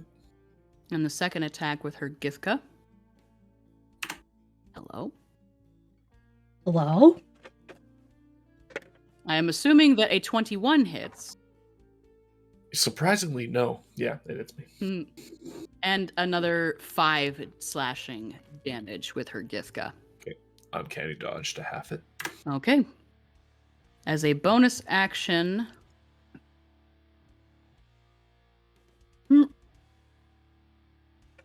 She is going to No, she can't disengage as a bonus action. Yeah, you know. Yeah, I'll leave it there. She's kind of having fun. She's having fun with you. Good, I'm glad. All right. This will be fun. So I'd say, Roar, having gone forward to engage with the 2 hyenas, and you've got like a bunch of corpses all around you, and you're engaging maybe 10 or 15 feet or so from the door. Thune is engaged with a couple of them. One got deadified. So Thune, go ahead and offer me an opportunity attack, as right over your head comes flying a third Drycreen Hunter C, as he jumps over your head. So I'm using an old man rolling dice. So Jeremy, this is your fault if it doesn't roll good. Mm-hmm. That's a 9 for a 17 to hit. Holy shit! Are you fucking kidding me? What? A 9 to a 17? 9 plus 8 is 17. Holy, you have plus... The math is solid. The math is solid, I know, but I didn't know I only you teach had a English, but I'm plus... pretty sure that checks out.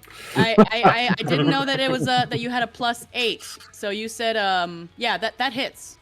Okay. I'll also make this a goading attack. Okay, explain. So he's got to make a wisdom check, right? Wisdom Or save? Yeah, wisdom save, DC 16. Damage isn't great. I got an 18 for the wisdom save. Okay. 7 plus 5 for 12 damage. Okay. What are you swinging with? Maul. Hammer. As he goes flying over your head mid-jump, you just like see this coming, you just take your maul and just like jam it upwards as it just shears off some of the shine, some of that matte shine that's on that. Matte and shine are 2 very different words. Very different. Sure are. Yeah, shears off some of the paint on the hood, on the chest. As it goes by, it will continue through the air, and I'm going to make a check here. Remember how earlier y'all watched as Roar shook the front wall of the way station, and we joked that one could leave a Thri-kreen shaped hole. Mm-hmm. I rolled a nat 20. This Hunter C goes flying over Thune, crashes through the window on top of the stranger, and will make only make one attack here, since I kind of feel like it's a little extra to be doing more.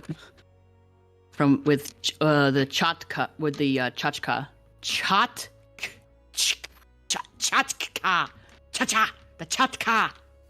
I don't know how to fucking say that. Chatkacha. Yeah, no, that's a ranged weapon attack. What the fuck am I talking about? Just have him bite him. He's got mandibles. That hits. Okay. Alrighty then. Jade, you're up. There's Thri-kreen Hunter C, in the house, on top of the stranger. Yeah, it just crashed in through behind me. Okay, so... Yep. I'm gonna spin around and look at it. How far is it from me? Where did you say you were? Like in the doorway? I followed Roar to the doorway, so I'm assuming I'm still standing in the doorway. You're in the doorway. The window is about 5 feet to the right. Crash through the window. I'd say that you're in weapons range. Okay. I mean, it's a pretty big creature. I'm just gonna reach over and cast Inflict Wounds. Okay. Nice. Just like boop Best it. spell in the game. Great spell. Very But I'm necromantic. gonna upcast it. Okay. I'm terrified.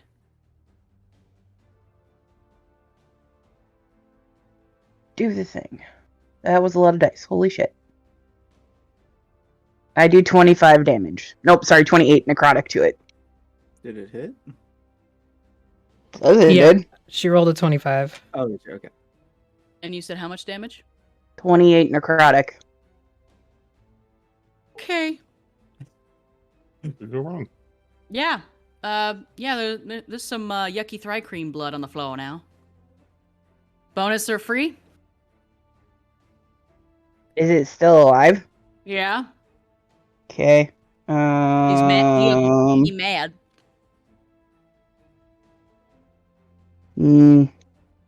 Just gonna spit on it. Gramsby! Yeah. Mind meld. That's it. Cool. Boone, you're up. One of these guys that's in front of me. Let's hit him. You're gonna hit F? Sure. Cool, because he looks the best so far. Natural 20. That hits. Double them dice, baby. Was that on an old man rolling dice On an dice? old man rolling dice. See, don't talk smack Hey! about my dice. I never did. Said it's your fault if it rolls I badly. said it was your fault if it rolls bad. That's 16 plus 5, 21 damage on that swing. Okay, how do you want to do this? Just It had exactly 21 hit Yeah. points. straight through the top of his head, straight down as far as I can go. So its thing is leaning forward, hissing at you. You just drop your maul on the top of its skull, and it goes down, chin first to the ground, folding itself in half. And it just like, you know when a bug is dead and its little leggies are just like twitchy, twitch. Yeah, that. Yeah. It's gross. Cool. There's still a second one in front of me. You got H and I. Okay. H gets the second hit. Oh, H and I spell high. That's an 8 for a 6. It's the high Thri-kreen. Can't The high confirm. Thri-kreen. I'm sorry, you said like what, hit. Rob? 16 hits. It's like Yep. high elves, high Thri-kreen. Uh-huh. My friend has 10 a damage. 10 damage. Still up. Not looking very good.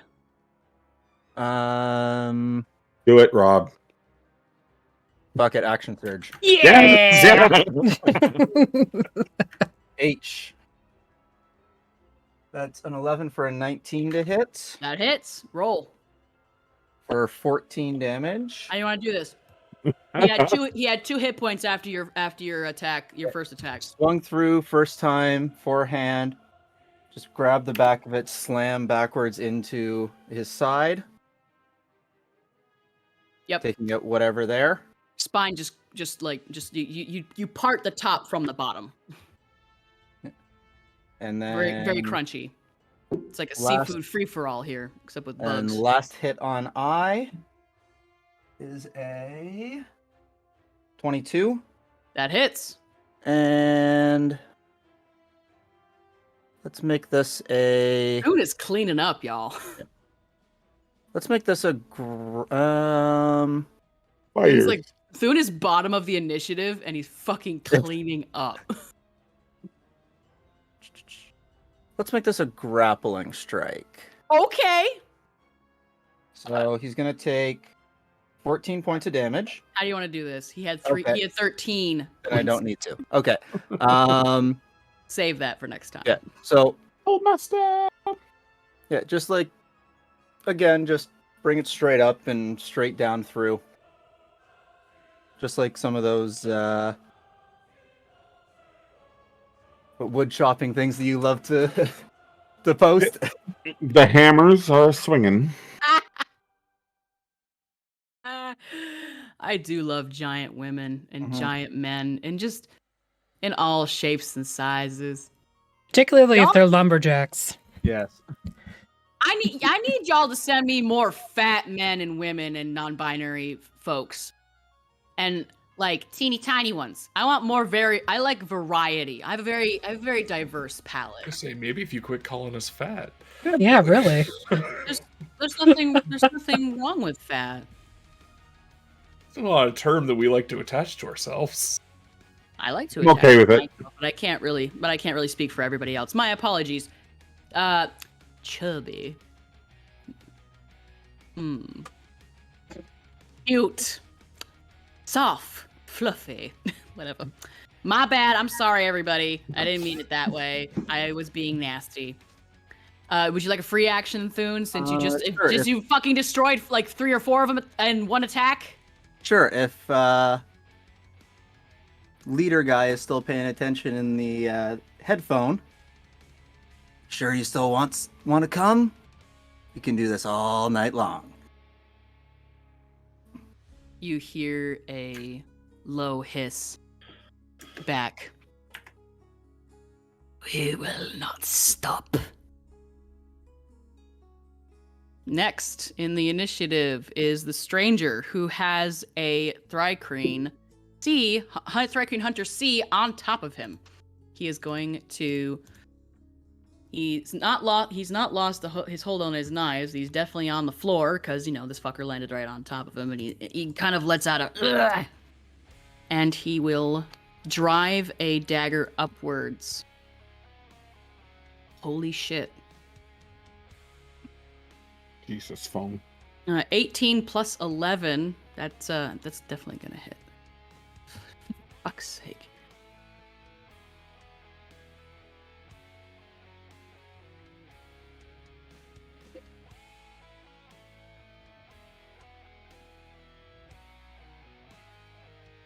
Okay. So, Thri-Kreen C. Enemy is enraged. Okay, well I'll save that for Hunter B, who's on the roof, because this one is dead. So the stranger pins his elbow against the floor and drives this dagger up into the thorax, right up into the chest cavity of this Thri-Kreen Hunter C. And it shudders as it slowly goes deeper and deeper, just based off of pressure. Shrieks, shudders, and falls limp. And with his movement, he's gonna elbow it off of him, wipe his dagger on his pant leg, and get up to his feet. Fuckers. And next we have Roar. You have E and F. No, E and F are dead. C is the only Thrycreen that is currently on the ground around you. He's looking real shitty because Thune cleaned up. Okay, well, I'm gonna put I'm gonna set my 2 hyenas after that one. Okay. 14. That does not hit. Okay. The second one, 16.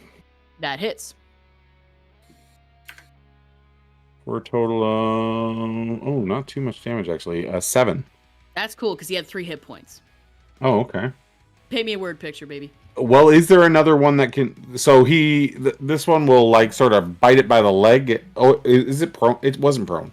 So bite it by the leg and sort of bring it down like some sort of beast on the plains, with the 2 of them looming over it. And then if there's another one that it can reach with half its movement, it will do so. But I don't think there is there? The only one I don't know if you know that the one that flew in through the window is dead or not. And other than that, there's one up on the roof. Yeah, so it can't make it to that one. Okay, so that's my 2 summoned hyenas. And then can Roar run and jump up onto the roof with... You can certainly try. With Poe? What would you like me to roll? Athletics check or... Yeah. Okay. What's the jump and distance of a hyena? I don't know. It doesn't actually give me it, but I don't care. If you roll above a 15, rule of cool, let's see, because you're a giant dire hyena. I literally got a 15, so yeah, you jump up there. Yeah. You catch your claws on the edge of the roof and you clamber up there. All right. And then rule of cool. I don't care. Then I'm gonna bite this fucker. You bite the fucker. Well, roll to bite the fucker, of course. Yeah. You know what? And you gave us inspiration, so I'm gonna use that. I'm gonna use that and roll with advantage. So 17. That hits. Plus 3 would be 9. Okay. Is that it? That is it. Okay. However, if this guy doesn't attack me, like if he keeps attacking Poe, I will get a boat free attack on him. Okay. Come at me, bro. Dead. Why doesn't it just drop them from initiative when they're dead? Dead.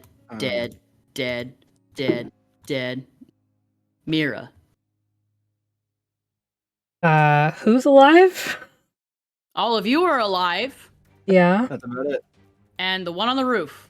You can hear the clickety-clacketing of the tippity-tappeting. Oh, okay. Not my problem. I could just. Oh, okay. I thought I was gonna hear. We were gonna hear. Solarsod from the bottom. Stop blowing him. Cool. I am gonna reload Gertie. Okay. Good idea. So Gertie will be ready for the next round. Okay. And that's it. It is Thrycreen Hunter B's turn. She does an about face after having taken that damage with a shriek and a hiss. Looks down upon you in your angy, yucky, stinky hyena form because you're now covered in the blood and viscera of her wards. And she is going to swing her Githka down upon you. And she has advantage from chat. She does, because she needs it. Yes. 17 to hit. That is a hit. Okay. And that is a... Okay. Nat 20. So I'll roll for these 2, and I'll double the damage on the second roll. Mm-hmm. Where's my D8? What the fuck? There you are. Okay. So the first hit from the Githka is going to be 12. Okay. No, not 12. Excuse me. That's the wrong one. 10. Mm-hmm. Now. 7. 15 damage on the second hit. So 25 in total. Yes. Okay, awesome.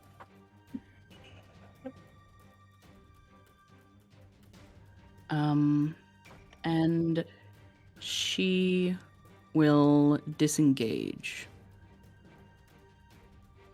When she disengages, she provokes an attack of opportunity because I have Sentinel regardless. Yep, go for it. So I will attack her. Mhm. 16 plus 22. Yep. So her movement drops to 0. Okay. And she takes 10 damage. Okay. I think that would incur an attack. Does that incur an attack of opportunity from Poe? No, because she disengaged. Yeah, only if she moved, because she didn't move. Gotcha. So her movement's now 0. Yeah. Dead. Jade, you're up. Okay, so I can't see the one that's on the roof. Is Thune hurt from all that? Are you hurt, Thune? I thought somebody took damage. Barely. Took a little bit. I think Thune and Poe are the only ones who took damage. Okay, well, Roar took some damage too. Okay, so I step outside then and look up. Can I see the dry green from the ground? Not really. If you're just stepping right outside, because the way I'm picturing it. So the front of the inn, she's got Poe, who's closer to front center, and if I back up like away from the building, can I still see her and be within 60 feet of her? Probably. There would be partial cover from. That doesn't matter for what I'm gonna do. Okay.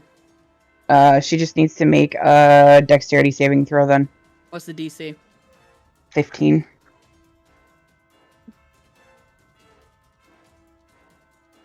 Uh, 21. Okay. 18 plus 3. Okay. Yeah, you just see like a blast of light go whizzing by. She just kind of like tilts her head to one side. Bonus or free? Bonus action, I'm going to healing word soon. Do it. You get back 10 hit points. Nice. Thune, you're up. You just got some invigoration from your dear friend. My hyenas also went bye-bye. I lost concentration on this. Ah, okay. They go poof. The hyenas that are upon the ground that were just there before your very eyes, as you feel healed, poof at the exact same time. Well, not poof. They run off into the forest. You didn't heal me, did you? I don't think. I think we missed my turn again. No. Since the last time Thune wrecked shit. No, yeah. Thune's at the bottom of initiative, and you're third. But he went, and I haven't gone, and you just said it was his turn again.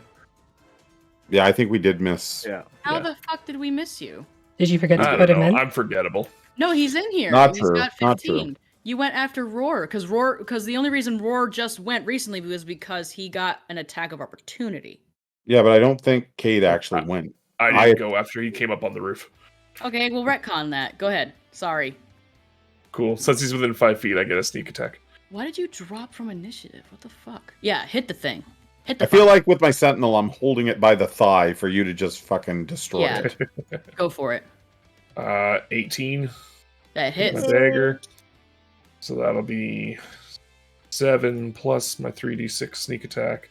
20 damage. Holy shit. Nice. Okay, still up. Now it's Thune. Yeah. Okay. Sorry about that, Cade. It's all good. I don't know why you're not. Where are you? Anyway, Thune, sorry. Oh, good. There's nothing else down on the ground, right? You can see. You can make a perception check if you want. Sure. That's a 10 plus 5, 15. Looks clear. Just back up towards the door. Mm-hmm. And I'll hold action there. Okay. In case anything comes flying out at you. Yeah. Okay, top of the initiative order. It is the stranger's turn. He's kind of like glancing around. He's like looking up and he's listening to the hammering around on the roof and stuff. And he's like, if they're not careful, fucker's gonna come down. Probably. And he takes a step back out of any falling damage range. Roar, you're up. Okay. I'm just gonna grapple it with Okay. my mouth. So I'll hold Make a roll. Opposing strength checks. I have a 12 strength total. With my bonus, I have a 17. Okay. I just jump off the roof with him. Okay. You drag it off the roof. Yeah. Down onto the ground. Okay. Are you like trying to like cause falling damage to the both of you? No. I'm just bringing it to Thune, and away from Bringing it to your boyfriend. away from The hell is away that from noise? Poe. I'm fell on So the floor upstairs. Poke and Damn. shoot it. Okay, cool. You know it. Yeah. So I just pull it down onto the ground with my grapple, and Like, yeah. And that's my turn. okay. If it came into Oh. range. Well, if it came into range, I'm gonna shoot it with my short bow. Oh, did Thune have a ready to action? yeah. That is true. Go for Okay. it. Sorry, Poe. Soon, Okay. stop upstaging Poe. 16 That hits. for 14 damage. That takes it out, doesn't it?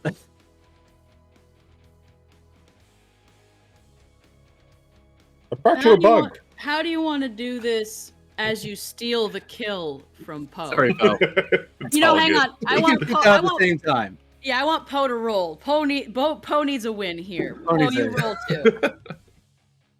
And I'm gonna give you advantage because you feel protected and loved by your buddy Roar.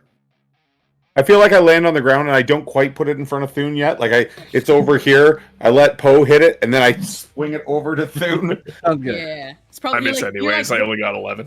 you're like rolling on the ground. You have advantage. You have inspiration. That was with advantage. Inspiration. Use your Okay, inspiration. fine. Keep rolling 20-sided dice. 30-20. Yes, it Yay. hits. Cool. Now Cool. everybody do the damage. Rob's yay was the Yay. best part of that. Yay. 19 damage for me. Cool. You both fucking obliterate this at the same time. Please paint me a word picture first. Excuse me, Rob. Please paint me a word picture of your seemingly killing blow. Well, I see this hyena jump off the roof Mm-hmm. and just planning on sticking my hammer out, let it fall through it. Okay.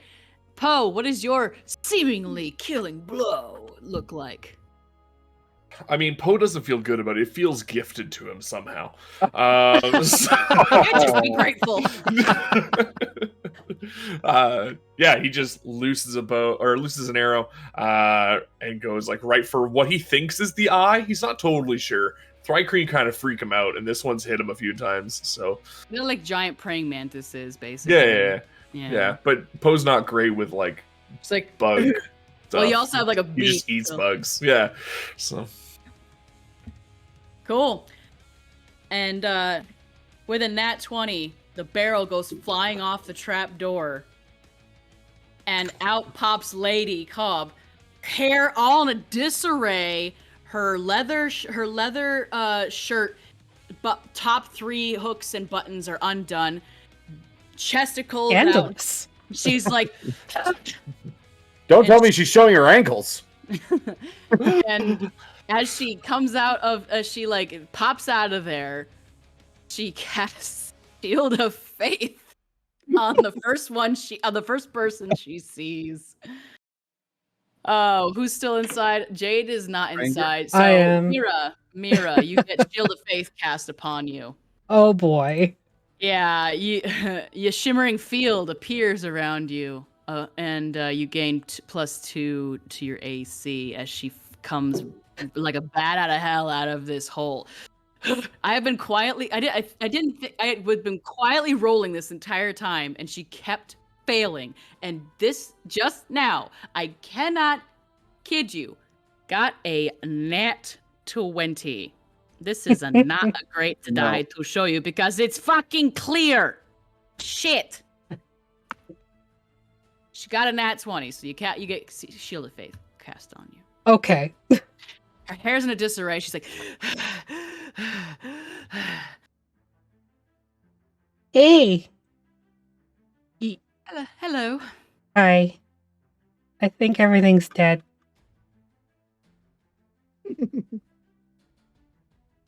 And she drops her arms down to her sides. But thank you for the major and I like poke myself so it like dings off of the field. She like turns and sits with her feet dangling into the trapdoor. I just wanted to help. I know that. It's a half-orc thing. I can't explain it. You wouldn't understand. We're out of initiative now, everybody. The stranger sets about dragging the corpse of the hunter out of the building, and I suppose y'all can like take some time to patch up any of the holes and barricade doors, set your watch and whatnot. I'd say yeah. Do we still have mental connection with the? So I was just gonna try and think at the. You know, think of the voice. Leader. Okay, yeah. Do a perception check, everybody. If you want to reach out. 14. Okay. 21. Okay. 13 for Jade. Mm-hmm.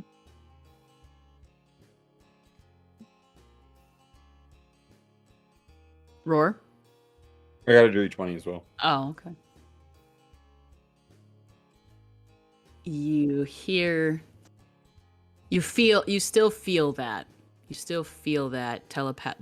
Thrycreen telepathic presence. You feel this like acidic anger and this deep sorrow and fear. We will lose no more to the babblers. Bring no more. I will not further lose my people to this blight. You made decisions that did not work out for you. And then the connection is lost. And you can, based off of all your based off of anybody who got like a 16 or above, you hear six-legged creature fleeing into the night. Reload Jolene. I'll say that it's probably now the start of the third watch, so anybody who doesn't get any sleep. So I'm thinking Mira and Lady are probably, and Poe are probably facing exhaustion. Yeah. If that's correct. Well, if we go to sleep, like, it should stave it off, or we're not going to get enough sleep. It depends on how late Cletus lets you sleep. So anyone want to do anything before you head to bed? Cletus is passed out drunk downstairs, snoring happily away. He's got his own little Cletus-sized keg that he's hugging. Sawarsad is leaned up against some of the barrels down there in the hole. His legs stretched out in front of him, his tail limply to one side, and he's just kind of like resting Looks like that he got himself a little more bandaged up, and Lady seems to have cast some of her healing magics upon him. So he looks stable. He looks much better than he did. He's sleeping it off. And Lady Cobb is not making eye contact with anybody, and she's like pouting and staring into the fire, drinking some tea. I send Mira and Thune to bed. Stay up and take the last watch. I mean, I'm fine. I hit things. Just go get some sleep. It's fine. Did you see that? I did. Here, have Did you this, but see this is for in the morning. I eat it. Yeah. With the wrapper still on it. Yeah. Roar's lying on the front porch with a big thrycreen skull between his paws, licking out all the insides. Licking it out, huh? Really disgusting. Yep. Love I that. go once I send them to bed. I go sit with. Attaboy. I go sit with him. Should we Just give cut him off like some of these scritches. heads and stick them up as a warning? Go to bed, Thune. Go to hydrate. I'm all I just amped up finished on mine. apple juice, though. And mead. Dry cream blood. I do have meat I could go grab, but I get over my adrenaline rush and immediately like sack out face first onto like the nearest cot, hugging Candy all day. Turn you just a little bit so you're not like. hugging Gertie the whole time. I'm gonna make sure that's not loaded. It's loaded. Yeah. You Yeah, don't know I'm what you're loaded. doing. Do you I'll know figure it out. firearms? I've seen you do it enough. But I've not used Gertie all that much. She's burned off your eyebrows a few times. All right. Does anybody else want to do anything before you settle down to sleep? No. Okay. Give Roar more scritches. Okay. The night passes without any further incident. I'm not going to make you roll.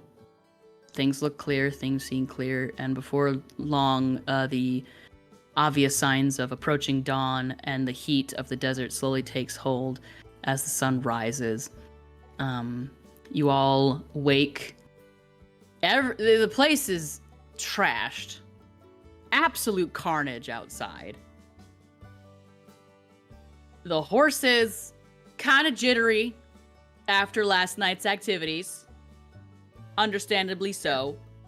The stage coach did sustain a little damage, but with Cletus very selflessly supervising, you managed to replace a broken wheel.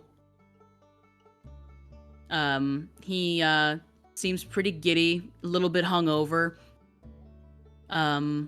Lady Cobb still hasn't spoken to anybody. And the stranger is his usual self. And you all load up the luggage onto the top of the stage and set out towards Gramsby. Roar's going to take care of the horses. Okay. I'll beast spawn with the lead horse again, and tell them to settle down. She turns her head and looks you in the eye and she says, "What the fuck happened last night?"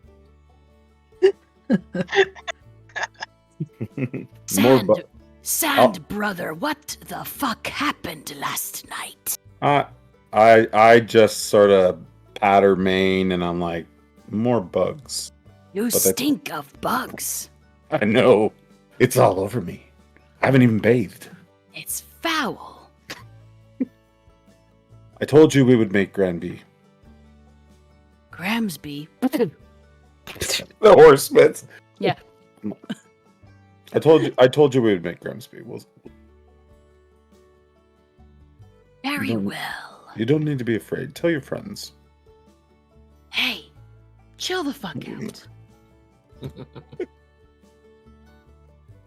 The luggage is loaded up. The stranger is the last to climb in the carriage. Who are we taking up the same positions we had last time? The boys in the back. Yeah. Shotgun in the shotgun, Cletus driving and Jade in the cart inside with the stranger and Lady Cobb.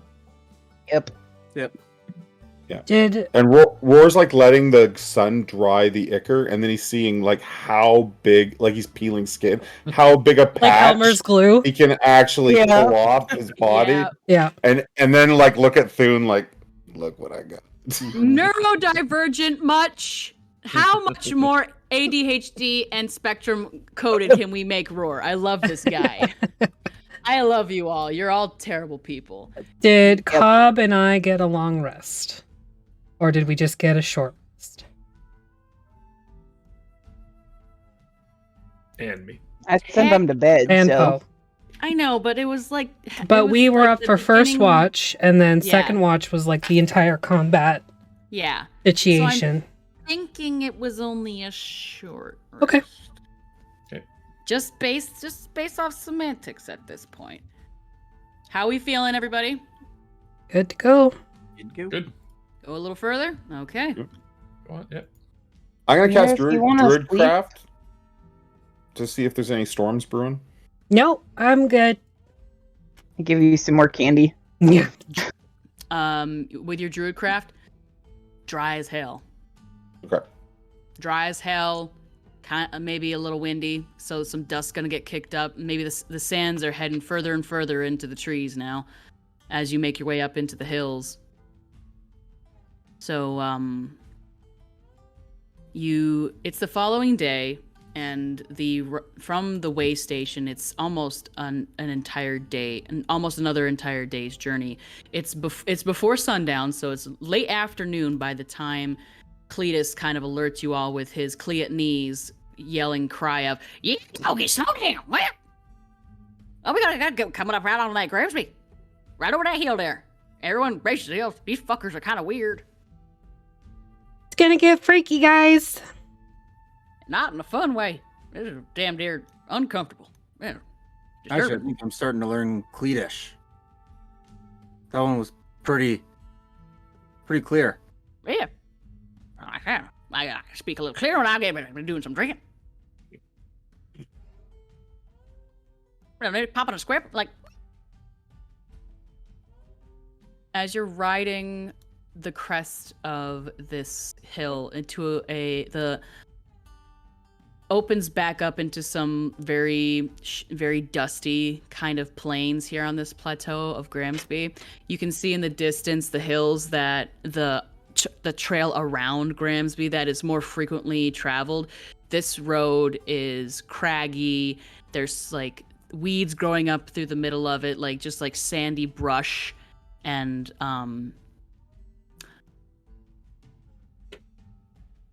let's roll for poisonous tumbleweed. High or low? Mira. I? Dang it. Oh. No poisonous tumbleweeds seem to be anywhere near you at the moment, so you don't have to worry about that. You're making your way down onto this plateau, and the sun is just about the right angle to cast this sickly orange glow over this dusty plain. This town, Gramsby, as far as you know, was of course never a terribly well-liked place. When folks spoke the town's name, people spit on the ground. That's just what the locals did in Big Brook. You never really knew, or probably never asked why. You just kind of did it. But if you did, you were just told that it was a bad place, that it had a bad vibe. The people there are closed off and weird. So you're riding up the road, and coming into view is this enormous fence. This enormous wall made of hewn trees that is roughly 30 feet tall. With spikes and with like carved in at the top 2 spikes. And there are sentinels moving along the top of it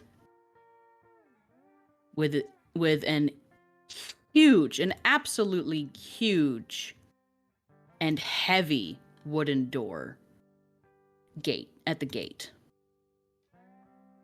Cletus kind of looks at nudges you with an elbow and says, "Well, I'll point that down a little bit. They're a little trigger happy right here."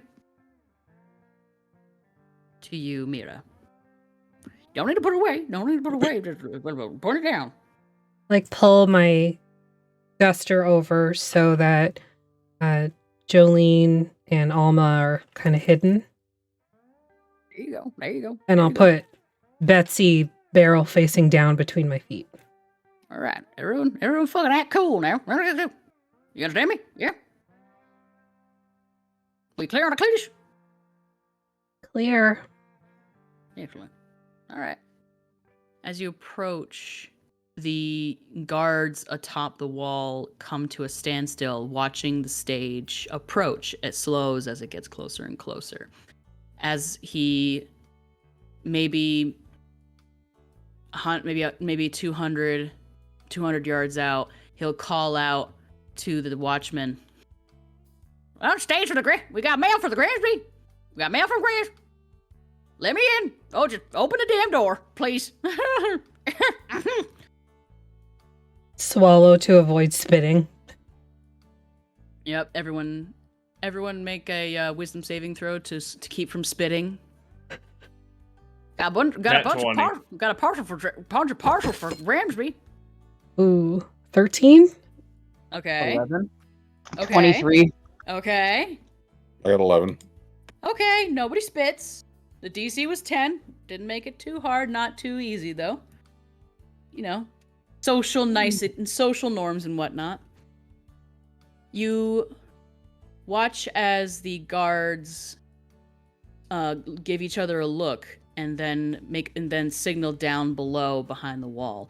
And the gate, you hear a very, very heavy thunk as what sounds like a bar barricade is slid out of place like a giant lock, and one gate pushes outward and just enough for Cletus to steer the carriage inside. And as you steer inside, you see and you come face to face with yet another wall just behind this large outer wall. Same height, same material, nearly the same gigantic wooden gate. As he pulls the carriage to a stop, and Cletus hangs the reins on the brake, and he says, "All right, now we're gonna get fucking searched here for right now. We're gonna get a little more intimate with your intimate parts now. Don't let them touch your balls, of course, but you know." What are they looking for? They're just fucking, I don't know. I don't fucking know. They do it every time. He hops down from the carriage, and the guards come. Some of the guards come up, all wearing fairly nondescript black linens. Sorry, go ahead. Before the guards come up, does anyone need to hide anything? I just look at the stranger. The stranger seems pretty chill. He doesn't make any point to hide the daggers that he's got sheathed on either side of his belt. In fact, he just climbs out of the carriage. Lady cop. And she climbs out of the carriage too. Doesn't say anything. Just kind of looks around. Okay. She actually she does say something. She says to Jade, "Rather secure, isn't it?" Okay, we don't have a lot of time. If someone needs something hidden, I can hide it. In your butt? What are you doing? The guards Basically, are here. yes. Guards Do you want me to hide something? No. I don't need anything I hid. think I have anything that needs to be hidden. Because I can wild shape, and it will shape with me. I can turn into He's so ready to hide your knives and guns in his prison wallet. You know how guns, like especially shotguns or that type of weapon, like Yeah. they open. Yeah. So I do that with Betsy over like the crook of my elbow Okay. and just stand there with her. She's still loaded, but it would take a thing to get her going. Okay. So the guards approach. Sorry for the interruption. That's all right. I feel like it would be legit. Does anybody want me to hide anything in my hyena ass? I'm just gonna like My hyena. very quickly just bless Mira and Lady Cobb, just because, and give Okay. Mira a piece of candy to keep her quiet. Does Well, Does it's just toffee. You know, I hate toffee. my jaws are No, stuck it's like- together. It's one of those caramel apple pieces. Oh my You know, the god. ones that take you a little while to get stick your through. teeth, yeah. Because if you Yeah. try pulling too hard, it'll suck your molar right out of its socket. Yeah. Okay. I just give her a look. Does anybody make any resistances to being searched? Depends on how handsy they get. Only if they get very handsy. They are doing the like arms up, Airport pat pat down. Pat down. down Back the of the arms. hand or inside of the hand? Is it like constant security where they pat you with the back of their hands, or is it like airport security? This is a medieval fantasy western. It's probably their palms. Hmm.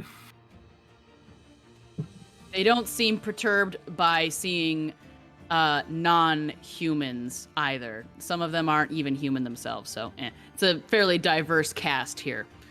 Are they like eyeballing weapons or anything like that? They one of them has a wax board, like an equivalent to the clipboard, and is cataloging and noting each weapon. A couple of them are searching, and they're calling out what weapons each one of you have that they're noting. So they're noting the shot. They're noting your Gertie. They're noting Gertie is in pieces, so unless they are gunslingers, they probably would not be able to recognize much more than a firing pin. They recognize that that is 2 pieces of a weapon. It's more than 2. I thought you had crooked in your arm. No, I've got Betsy, which is a Betsy. musket. So yeah, they recognize the pieces. They call out the pieces for Gertie. What do they call that? One calls out blunderbuss. Yeah. Blunderbuss equivalent. There's actually a whole blunderbuss in the bag as well. Yeah. They're like they catalog all your weapons, Mira, as well as your basic features like your height, the color of your skin, your hair, what you basically look like. Same for you, Jade. They're cataloging any weapons you have. Poe, they're cataloging your bow and your short sword and what you look like. Same to you, Roar, and Thune and Lady Cobb.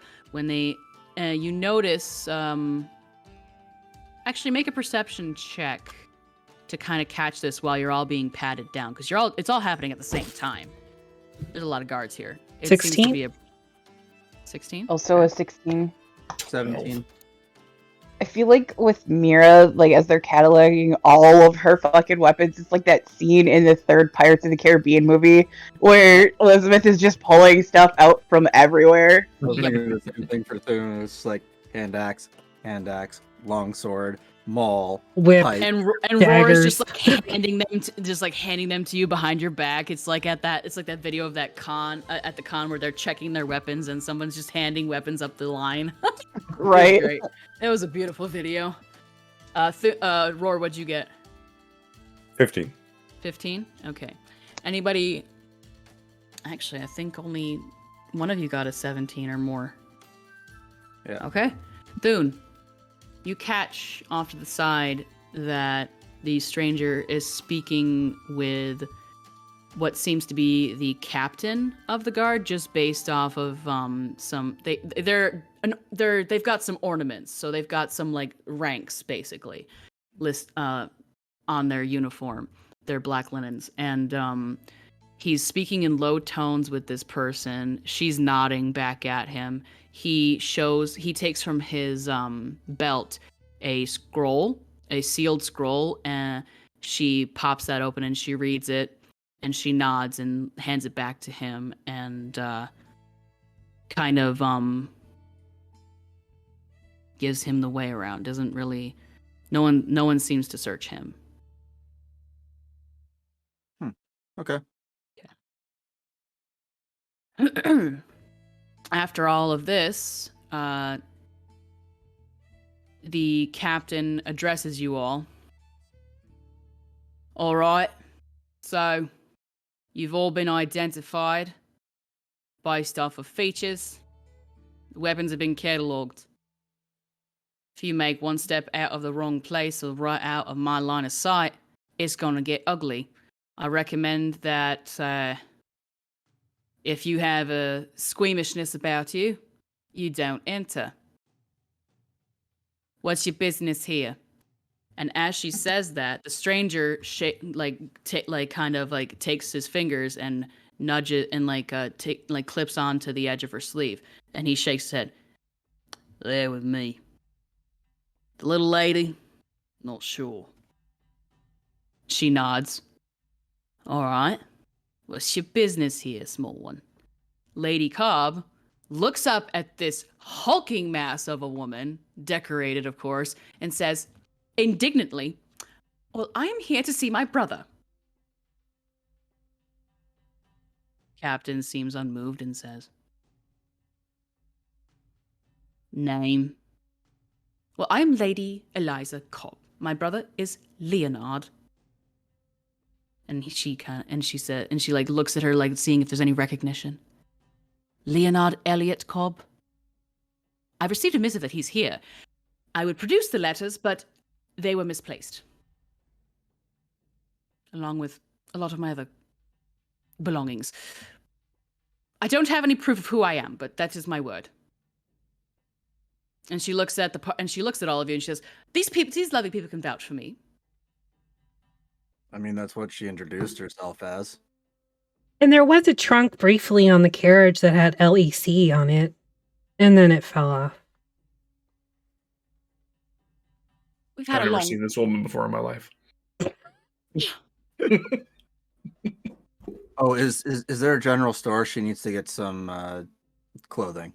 Undergarments. Yeah, those. The captain looks at all of you as you're speaking, rolls her eyes. Fucking smart asses. All right then. And she makes a note on the clipboard, squinting at Lady Cobb. All right. Right this way then. You can mount back up onto your cute little carriage. We'll let you in. Stagecoach. Cletus is appalled. But he has fed himself some sticky, adorable, yucky, molar-sucking candy, knowing himself. And he's chewing furiously. Did they, give him the same sort of once-over? I Okay. I just forgot that he was there. there. No, I just wanted to make sure, because he's kind of the dude, right? He comes back here every so often.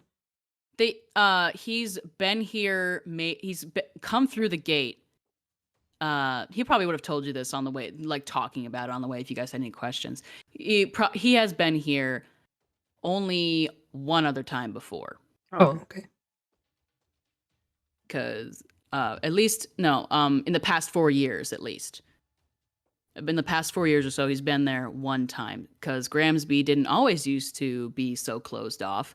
It was never a great place, but it didn't have a wall. He's like, oh, hey. He finishes up his candy and y'all climb back up into the stage, and he slurps off his teeth, and he's like, the second wall on the inside is new. What happened to start the first wall? Yeah. What? He giddy-aps the horses, and he looks at you. What? The first wall? What are you talking about? Huh? Wait. The outer wall. The outer wall? Well, yeah. Why did that come up? Well, I don't fucking know. I don't know. What am I supposed to do? What am I supposed to know about that? I don't know. You're well-traveled. Well, Trimble, I've been here one other time since that first wall fucking went up. What do you want me to do? You've been other places. You may have heard something. Well, anytime anybody ever talks about Gramsby, we spit. Oh, shit. Mm. And he like looks back. He looks around. And he shoves into the candy in his mouth, and he snaps the reins. I'm impressed that his denture's not coming out with that candy. It's sealed with candy. Ah, that's the secret. Yeah, it's just like Laffy Taffy. Yeah. The second gate is opened as the carriage makes its way in. This reveals the town of Gramsby. And I don't know exactly what your characters' backstories are. But if you've ever seen a ghost town, this is what could be said to be the poster example of a ghost town. The buildings are gray and sun-bleached. There is a quietness. A sign creaks from over the door of an empty-looking tavern. The wall, you can see, continues around in a circle, enclosing what seems to be the entire town. It doesn't seem terribly busy. You see people on the distant wall keeping watch. The only signs of life that you're seeing is down the main street at the end, an old temple, which seems to have been the only building that has seen any version of upkeep. It still looks pretty shitty from the outside. Some of the old stained glass is shattered, but has been covered up with wood and canvas and stuff like that, and tapestries. Cletus makes his way, drives the carriage up to the front door, and immediately some folks come down from the doors to the carriage. The stranger exits first before Jade or Lady Cobb can move, and he's up on top of the carriage. And he takes, I'm not sure what all of you are doing, but the boys, you see, if you're paying attention as he's up there, he takes those 2 black cases that he checked on when you had first arrived at Ambition, the way station. The 2 cases that are sleek, smooth leather, they do not seem to have any seams or latches or even handles. He passes them down to the 2 people awaiting and hops back down from the stage. The captain, who had accompanied the stage via horseback, climbs down from her horse, hands the reins off to an attendant, and says, "Miss Cobb, come along. Think we know where I'm supposed to take you. Do you decide what you shall do now, my friends?" As the stranger follows the people bearing the 2 cases in, and Lady Cobbs comes in. Some other attendants come and take parcels that were addressed to folks that are supposedly here in Gramsby, and unloads those to take them inside to the temple. Otherwise, you are left here at the coach. No one seems to be telling you to stay. No one's told you to stay here. No one's told you to leave either. I'm gonna go with Lady Cobb. Okay. I'm not like walking up to her and looping arms or whatever, but yeah, just following at like 10 feet. Taking up the rear. Yeah. I'm on top of the carriage. I'm just gonna be like, "Where are you going?" There might be candy in here. When you say that, the stranger pauses, looks behind him, and says, "You fucking coming or what?" See? I don't think that was in our contract. Yeah, I'm on my way. He's like, "Well, it was implied. I'll give you the half your gold now if you want." And he hucks a little satchel towards you, Roar. Dex to catch.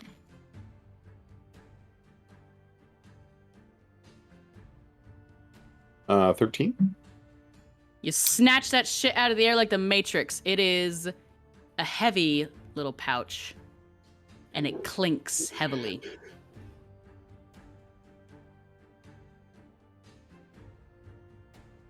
I don't think. Rorschach. Come on. Roar's not too bright, but he'll climb down. Yeah, I'm following. But they're going different places, right? The lady and the stranger are going different places. Well, they're both going into the temple. Oh, okay. I'll follow. Cool. Yeah, Poe probably followed too. All right. You all head inside.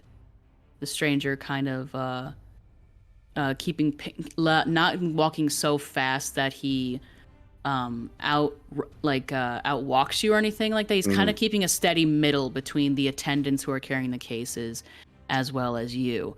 He's the rogues and the sneaky ones in the party, or the down underbelly folks of the party, would notice that he's being very observant. He's very aware of what is around him, where everybody is. He's made notes of that. You walk into this temple, and what sight that appears to you after you cross through the vestibule? It looks nearly like a FEMA refugee center. This is any semblance of worship here. There's no sign of it other than the building itself and what remains of the stained glass windows as light shines through the sand-filled air. Like, it's not dust, it's just sand that's coming through here. Maybe some dust from old age and whatnot. There are cots just laid out, pallets laid out on the floors of this temple, side by side by side by side by side, and all of them are full. All of them are full. You see people of varying sizes and shapes, different humanoids. Some you've never seen before, sometimes you've never seen before in your life, and all of them seem to be resting fitfully. Some are sitting and rocking back and forth. Some are just blankly staring. Some are attempting to sleep. And anybody who is sleeping is twitching and babbling in their sleep. The stranger follows the two attendants to a flat pew near the front of the room, where there seems to be some tables laid out with some papers and some other attendants that are there preparing food and making notes of certain people that are here. You catch snippets of conversation. Well, this patient was this. Well, this patient here is, we've put him into solitary, things like that.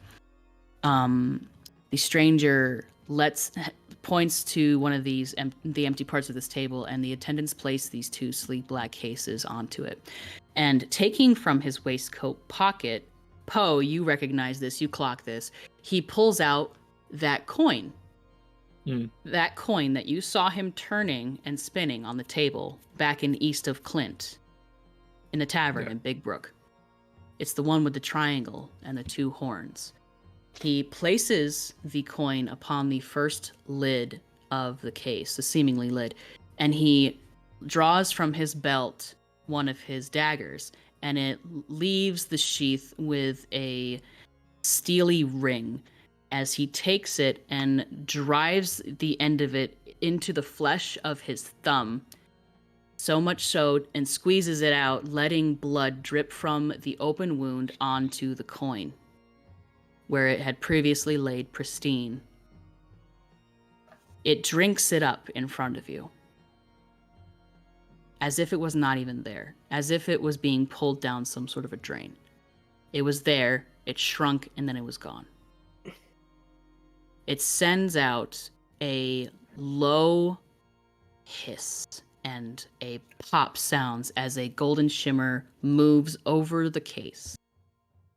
Seemingly on its own, the case opens, cracks in half on the top, springs open like an ornate crafter's box, and little shelves spring up one by one, coming out on either side. He takes the coin as it flips off of the top of that case, and he places it atop of the other one.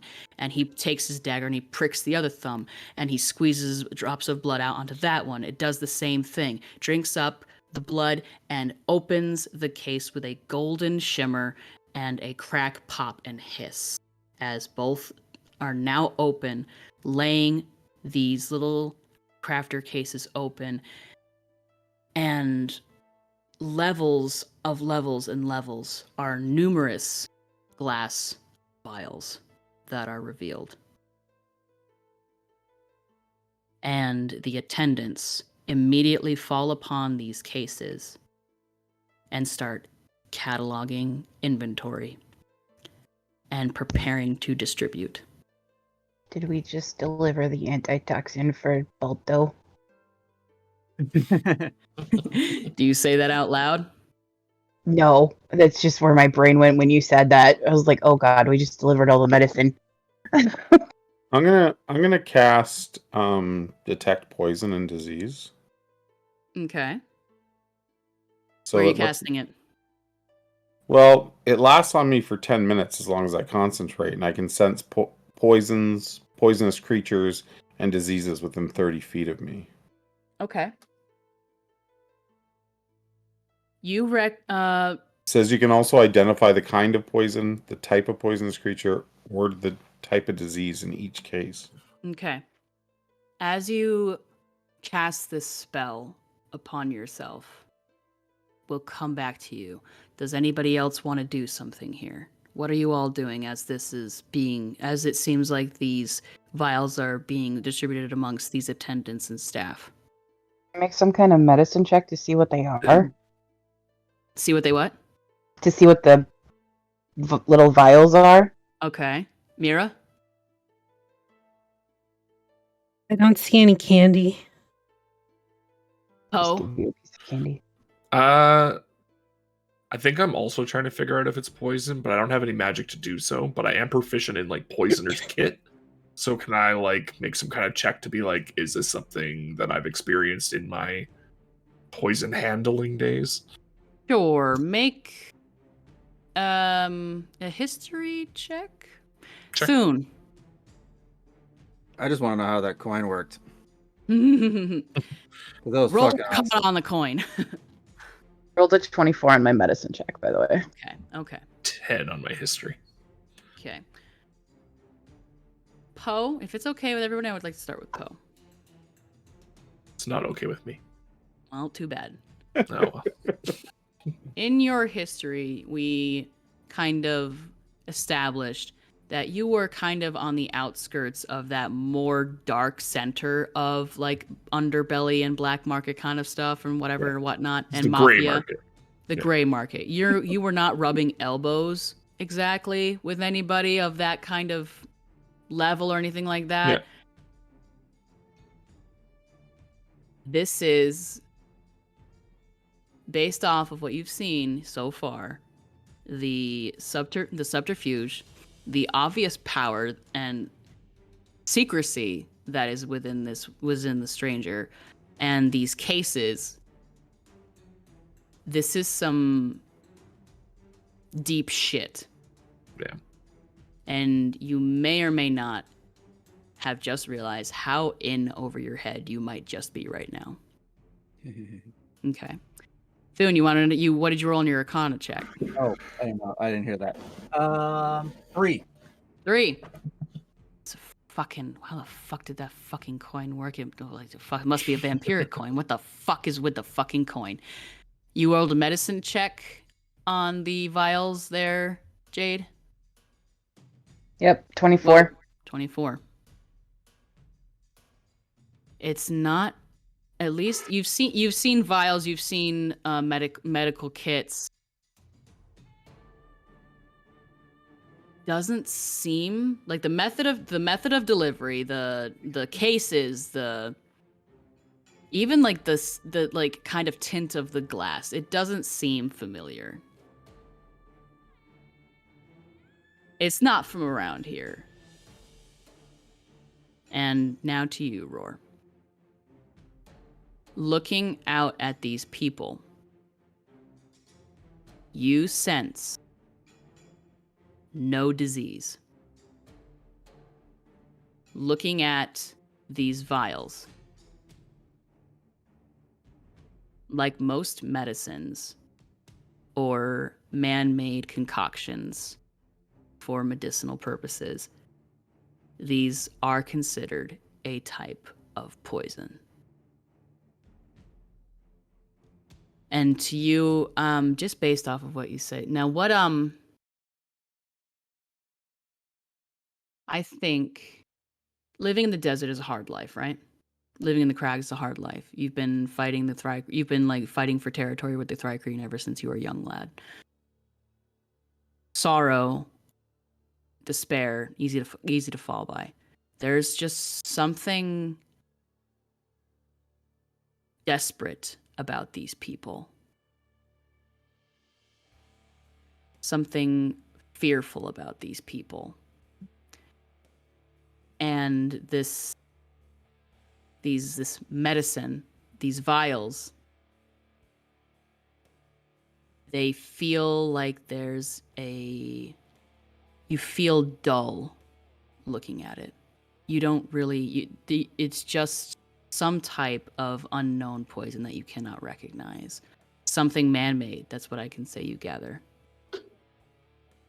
And technically could be construed as a poison, like most chemicals that we ingest.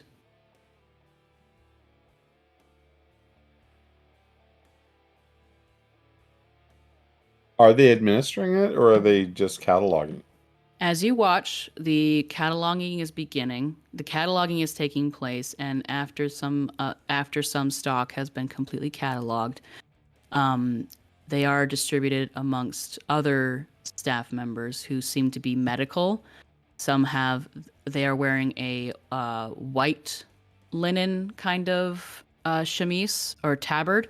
They're wearing a white tabard with some grayish red, like a reddish gray kind of trim on that around the edges there. Okay.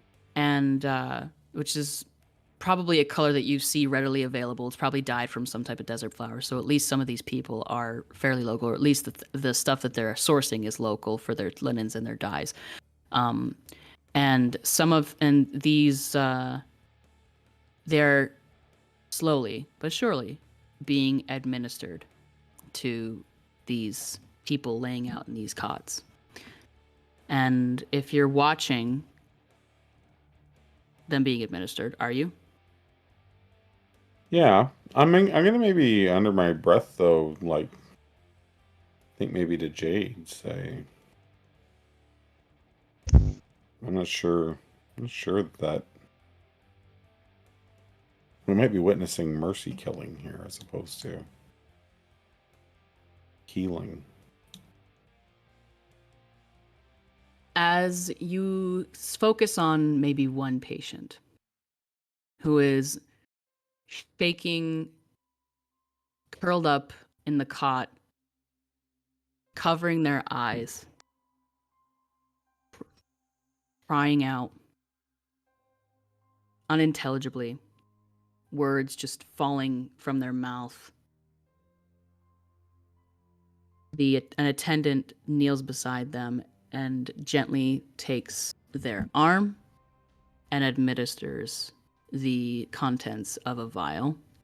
Well, some of the they're taking doses. Like through a needle, a hyper. Yes. Okay.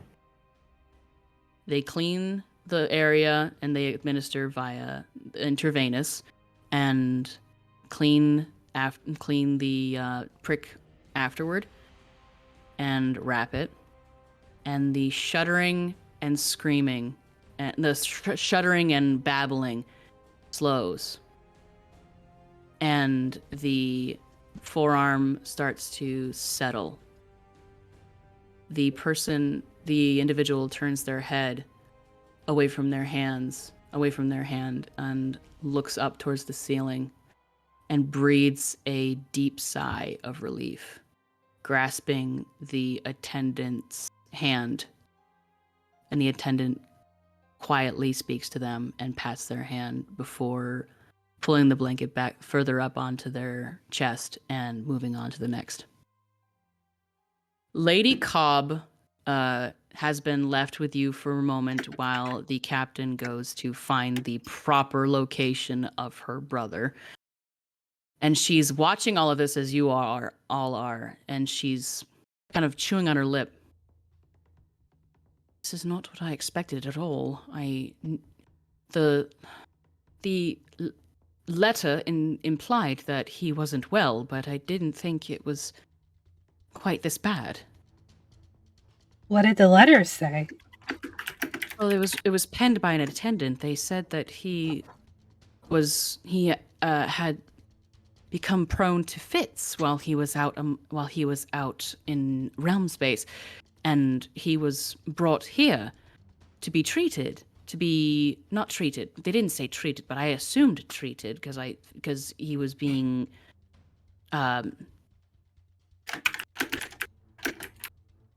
taken care of and safe, and that he was previously prone to fits of babbling and screeching and just not acting like himself. He was essentially a scientist.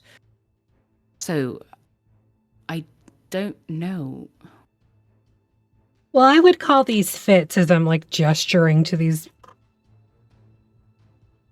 embodiments of gibbering mouth. Like, I don't know what I'm looking at here. It's quite disturbing. Yeah, a little bit. She looks to the stranger. What is? You seem to know a bit about what's going on here. What is happening? The stranger looks up from some papers that he had been handed after administering, and he's got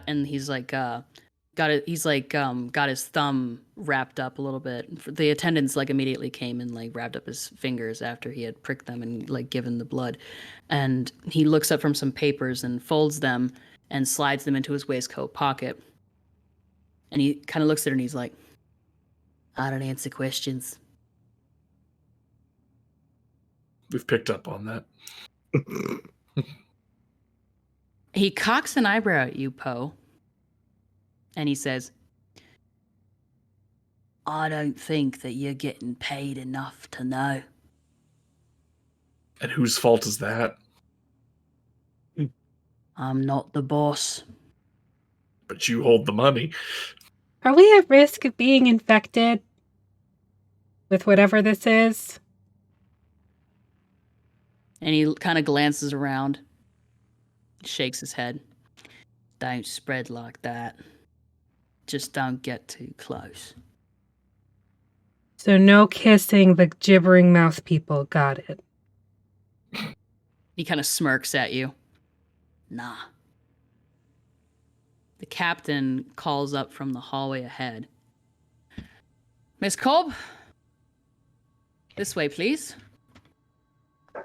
Well, as people sort of turn to look at them, I'm gonna sort of nudge Poe. Excuse me. And motion at the vials, maybe he could sleight of hand. Yeah, can I sleight of hand try to pocket one? You can certainly try. I have faith in you, Poe. 9. Oh, no. I will give you my advantage. No. My inspiration. No. No. You don't let me do it. I can't let you do it. Sorry. Could Roar I give me the help let you action guys by, share inspiration. covering up? Tell me how you give him advantage. I make a very loud scene of going to the stranger, jabbing him in the chest. "Look here, pal. If we're going to get infected, we need to know what's going on here. I don't see any candy. I'm getting a little hypoglycemic. So answer the questions because I am a little freaked out and I am covered in black powder." Seeing Mira starting to make a scene. Roll for your advantage, but go ahead, Jade. I want to hear this. I just reach over and tap Poe. God damn it, Poe! was gonna reach over and cast Bless on him, but never mind. You are the worst rogue ever. Can you tell the audience what you just rolled? I rolled a nat 1, baby. After your my 9. God. Wow. Yeah, my whopping 9. Yep. Wow. Oh, gosh. Can you add a D4 to that and see if it helps the 9 at all? It's a nat 1. I think the dice have a story to tell here. All Well, if right. you had Can I advantage, you would explain take how the I fuck 9. it up? Yes, I would love for you to explain how you fucked this up. I feel like I'm like, okay, good. Like the coast is clear. And as I go to like reach and grab one, I like knock over an entire case. Are you sure? Like a case of the medicine? Or The poison? medicine? Yeah. Okay. This could be Kool-Aid, for God's sakes. Yeah. You're gonna fucking die, bro. Yeah. I think they kind of want this medicine / poison / Kool-Aid.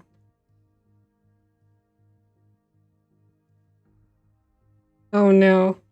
All right. Oh no, Rough. no, no, Wait a no, minute. no. Can I get F's in the chat for Poe? We had a good run, folks.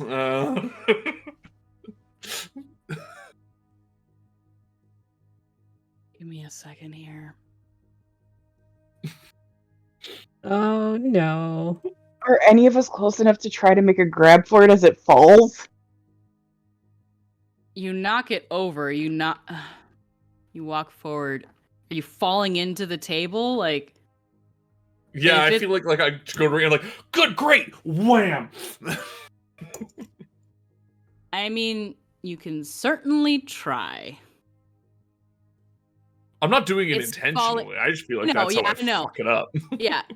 It's falling back over the table away from you, so you can give it a shot. To catch it? Who's catching it? Jade wants to make a swipe for it. Oh, What am I rolling? Dex save? deck save. A dex save. I want a Oh, 1. great, you guys. And I'm I not want it to sure if happen. that would. and I'm pretty, 19. I I'm want some pretty sure- chaos. but I'm pretty sure it would be with disadvantage though, because you were reaching for Poe initially for your guidance thing. 8. I'm gonna use my inspiration. 'Cause Okay. Fuck that. Okay.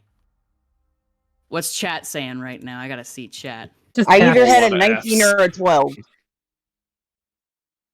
A 12. Uh, Let it happen. Embrace the chaos. Let it happen. Okay. happen. Yeah. Your finger catches on the edge of like, and then when I describe it, it's like one of those tackle boxes. It's got like the levels that open out like that. Yeah. Your finger catches on one of these things on one side, turning the trajectory of this falling case, spilling some onto the table, but still about 75% of this untouched case going to jail, you guys. spills onto the floor of the temple. We can't put a bird in jail. The attendants that were cataloging scramble to catch and save as many of these things as they can. High or low, and if it's high or low, is it going to be good or bad? We shall see. 60% of the 75 is lost. I mean, that's not all of Shatters- it, so... That's not all of it. That's fine. Except for the Shatters- losses. Shatters on the floor. Glass half full here, people. 40% remains. Yeah. 40% Of 75%. So No. there's still a good. No. Like, I mean, like, so 60% of the whole case is lost. Completely lost. Yeah, so 40 is fine. 40% left. 40. Of yeah, I one mean, case. 100% of the other one. That's 40% of a case more than they had before. True, because before we arrived, they didn't have a They had king. 0. Let's put a happy spin on this. Listen to these boys trying to talk their way out of this. Basic math. I don't see the problem. If they killed us, they would have had 0% of 200%. I feel like Roar's just looking at like what has occurred here. Feeling a little responsible, but at the same time. Does a 30 hit you, Poe? Oh shit. You know what? No, it doesn't. No. I refuse.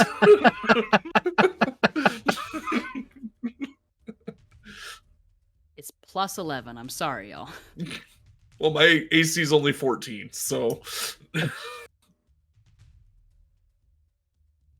Just a little bird feeder left. You're gonna die. You're gonna die real hard. remember me as I was. A useless rogue. Got it. Yeah. Don't say he's useless. You find yourselves Roguishly challenged. roguishly challenged. Okay, so there was this whole thing that just went down. And as you are attempting to right yourself, Poe, you find yourself very suddenly across the room. You smash into the temple wall, held there by the forearm of the stranger. At least 20, not 20. Hang on, let me double check these boots. I peck him in the eyeball.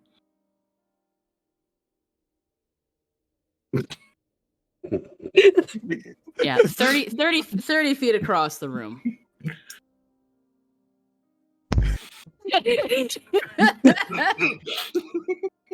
He catches your beak. Sorry, a 30. It's a 30. I'm sorry, I gotta ride it. Your party, the rest of the party, the attendants are shrieking at you. You are completely surrounded. And I wasn't anywhere near it. Weapons are trained upon you. And you hear Cletus's voice from outside at the carriage. Because he didn't come inside. He's like, "What's going on in there?" Nothing. Everything's fine. We're gonna hold on the party for a second. To Poe. Thank you for the raid, Lich. The Lich is here. Great time. How's everybody feeling right now? I'm feeling stellar. I have some more, unless we want to call it there for then. I have more. I have a little bit more. Let's do a little bit more. I'm chef kissing. Everything's going according to plan. Yeah. Okay. Yep. The stranger. Plus, we just got raided. Yeah, that's true. Thanks for the raid. How's it going? Welcome in, raiders. Welcome in. Hello. Welcome to the utter foolishness. Yeah.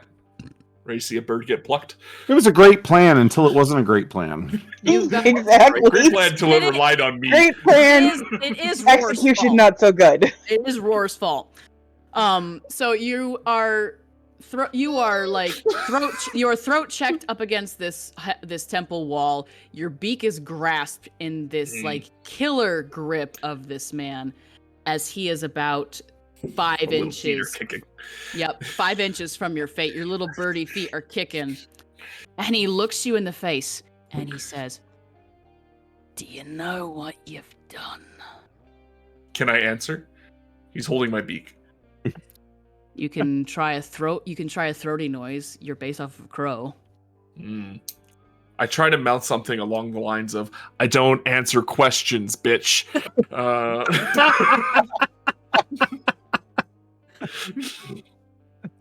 Are you sure you want to say that? Yes, please. At this point, in for a penny, in for a pound. Please do it. Affy, shoot him. Let's murder Hobo out. I'm gonna Mira is too stupid to murder Hobo. I'm going to. Are we murder hoboing the bird, or are we murder hoboing everybody in this?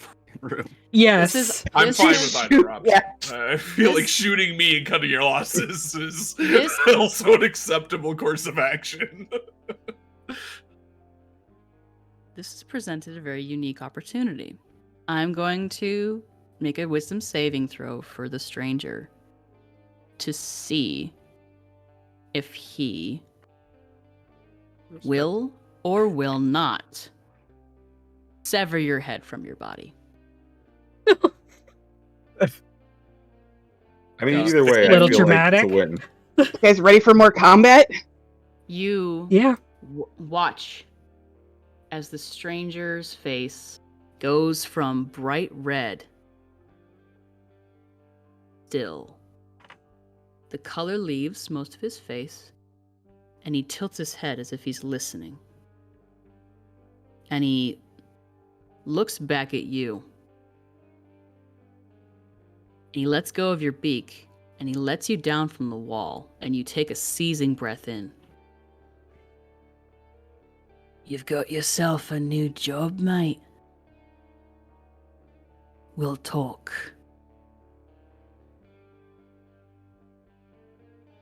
We'll fucking talk. 'Cause now,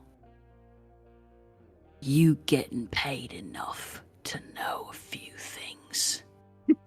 'Cause you owe. You owe.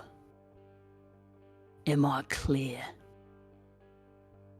I love failing forward. Don't say something smart ass. Don't say anything smart ass to me right now. I swear to fucking gods, don't say any smart ass things to me right now, Kinku. The only reason you are still alive is because I've got orders. You're going to fix this, and you're going to pay for it. Comprende? Oh, the more he says, don't say something smart ass, the more I want to say something smart I know. I know.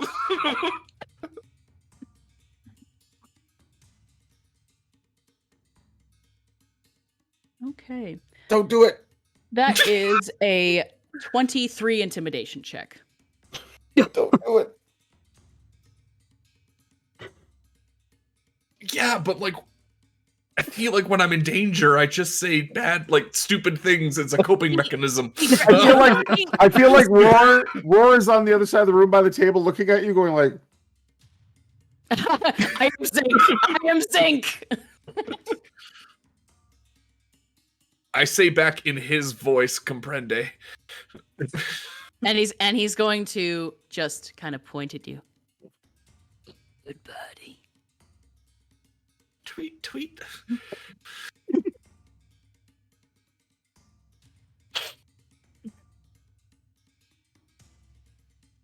Come on.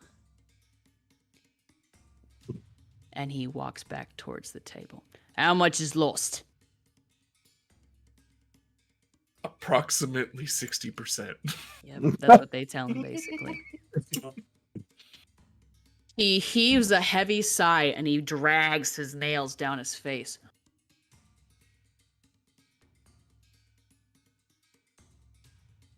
Congratulations, all of you.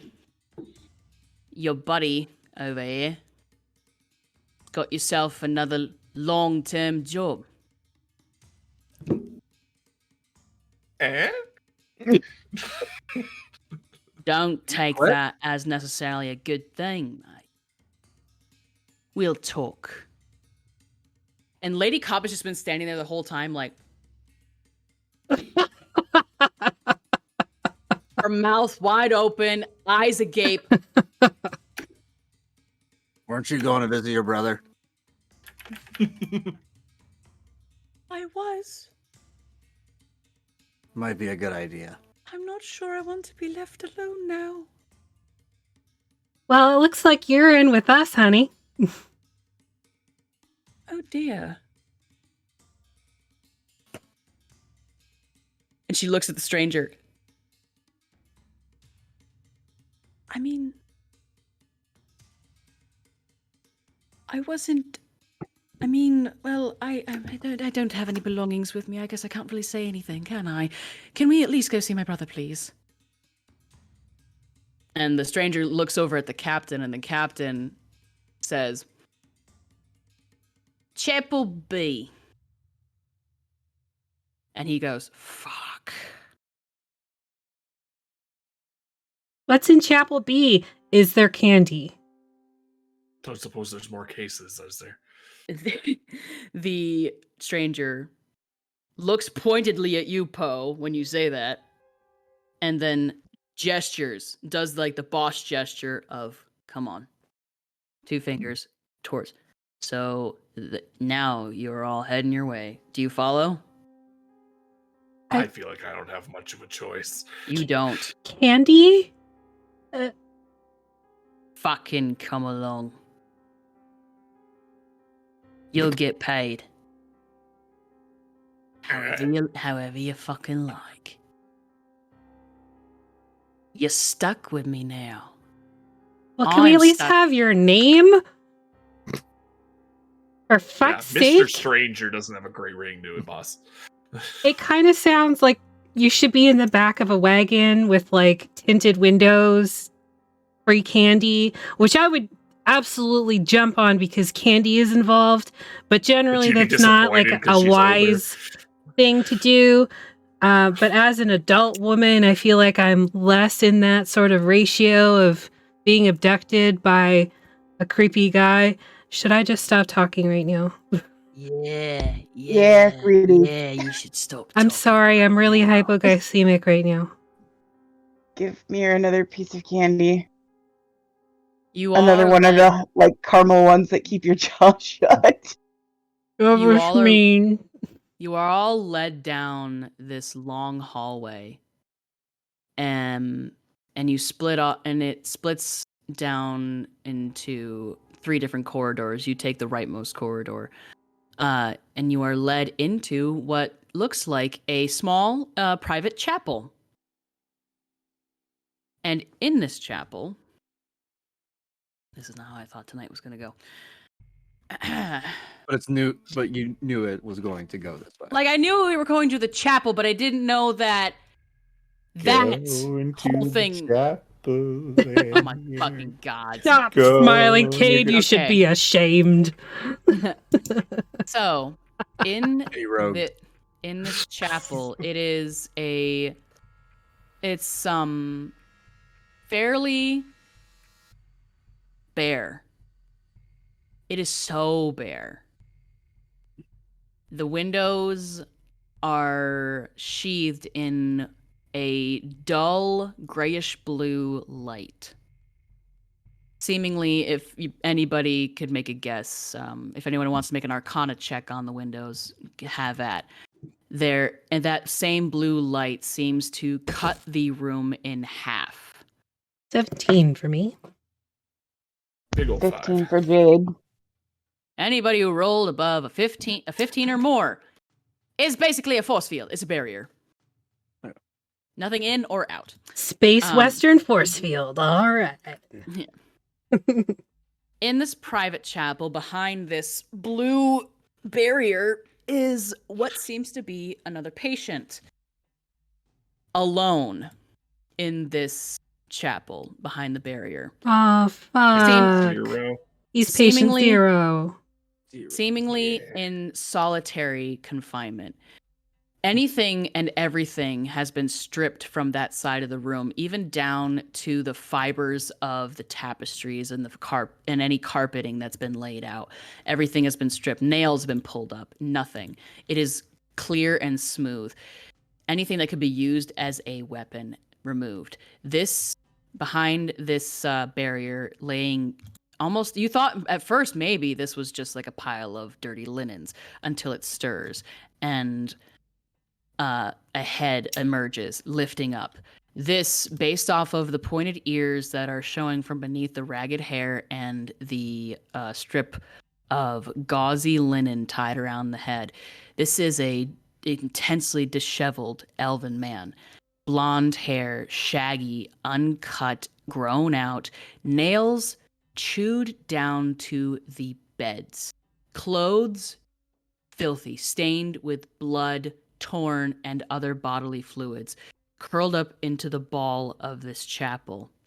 The strip of gauzy linen bandages are looped around his head, seeming harder and slightly stained around where one's eyes where the eyes would be. And immediately, Lady lets out a distressed cry. And she looks at the stranger, and she looks at the attendant in the room, and the captain looks at all of you. And she looks at the attendant. What's happened to him? What have you done? Why is he alone here? I'm just gonna grab her elbow and just kind of hold on to it. What? Why are you keeping him like this? What's happening? And as the head lifts from this dirty pile of linens, the head tilts. And tilts the other way.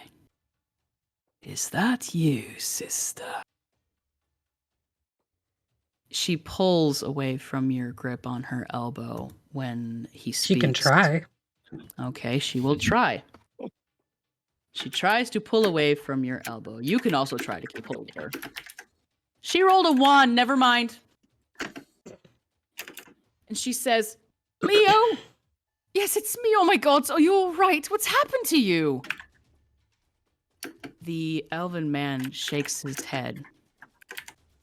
Oh, I'm perfectly fine, sister. Feeling much better, in fact.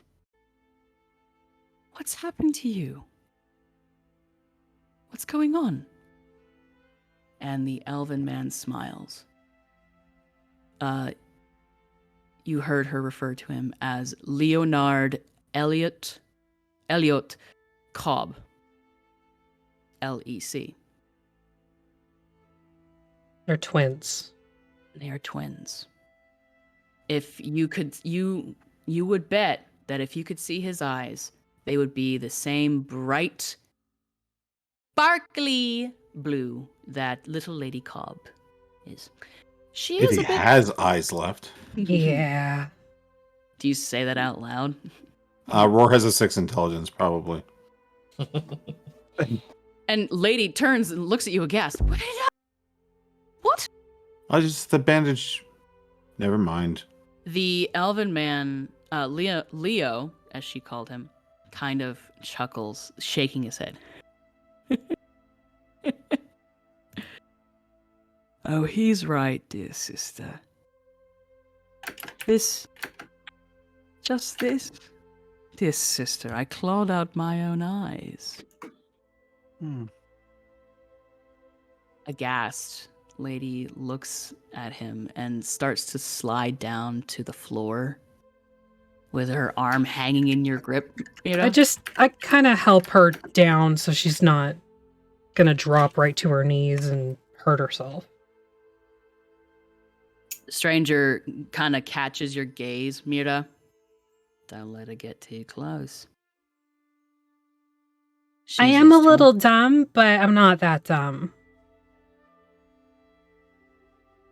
Leo turns his head again, side to side. You seem preparing a spell just in case. Okay. You seem to keep interesting company, sister. I've missed you so. Who are your new friends? Tell me. Hi, I'm Poe. Hello? Hello, Poe. Hello, Poe. You sound... Hello. Hello, Poe. You sound... throaty. You sound... What are you? Are you a bird? Aarakocra? Kenku. Kenku. My mom was an Aarakocra and my dad was an Elwyn. Don't ask. I'm adopted.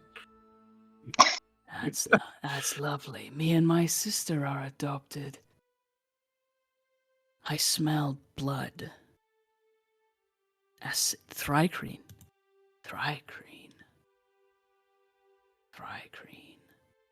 Have you been killing, sister? Oh. You would have done well at the academy. Oh, you didn't. She wanted to. That's fair. She's a terrible shot. Excuse you? We assumed. Locked her in the basement. She is quite the supportive combatant, though. We should I go. We didn't smell assume. black powder. Black powder. Not a very gentlemanly weapon. Well, it's a good thing I got a vagina. Oh, vaginas do not decide whether or not a person is a gentleman or a gentlewoman or a gentle them. Come now. You're the one that said it. Yeah. Brother, you're scaring me. That's all right. It's all right to be scared, sister. I traveled far out beyond the stars, beyond this world's limits, sister. And he crawls closer, dragging himself closer to the barrier. Fingertips beginning to bleed as they. What? Oh. I am swiping left. That's what he really smelled. We haven't bathed in days. It's been sweaty.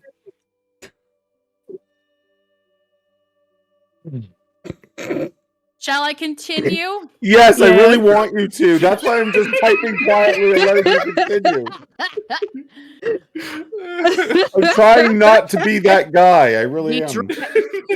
Leo drags himself closer to the barrier. His nail bed's beginning to bleed as the pressure of him dragging himself across the floor presses inwards against his abused fingers. My sister, I looked back and Brocolo was so small. Dear sister, the blackness of realm space is so vast. It's empty, it's dreadful.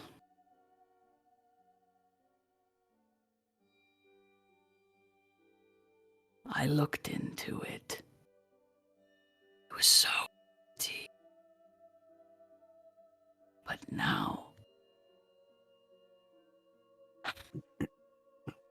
can we leave here, sister? Can I come with you? And she there's tears just streaming down her face right now. She kind of looks around at the attendant. She's like, brother,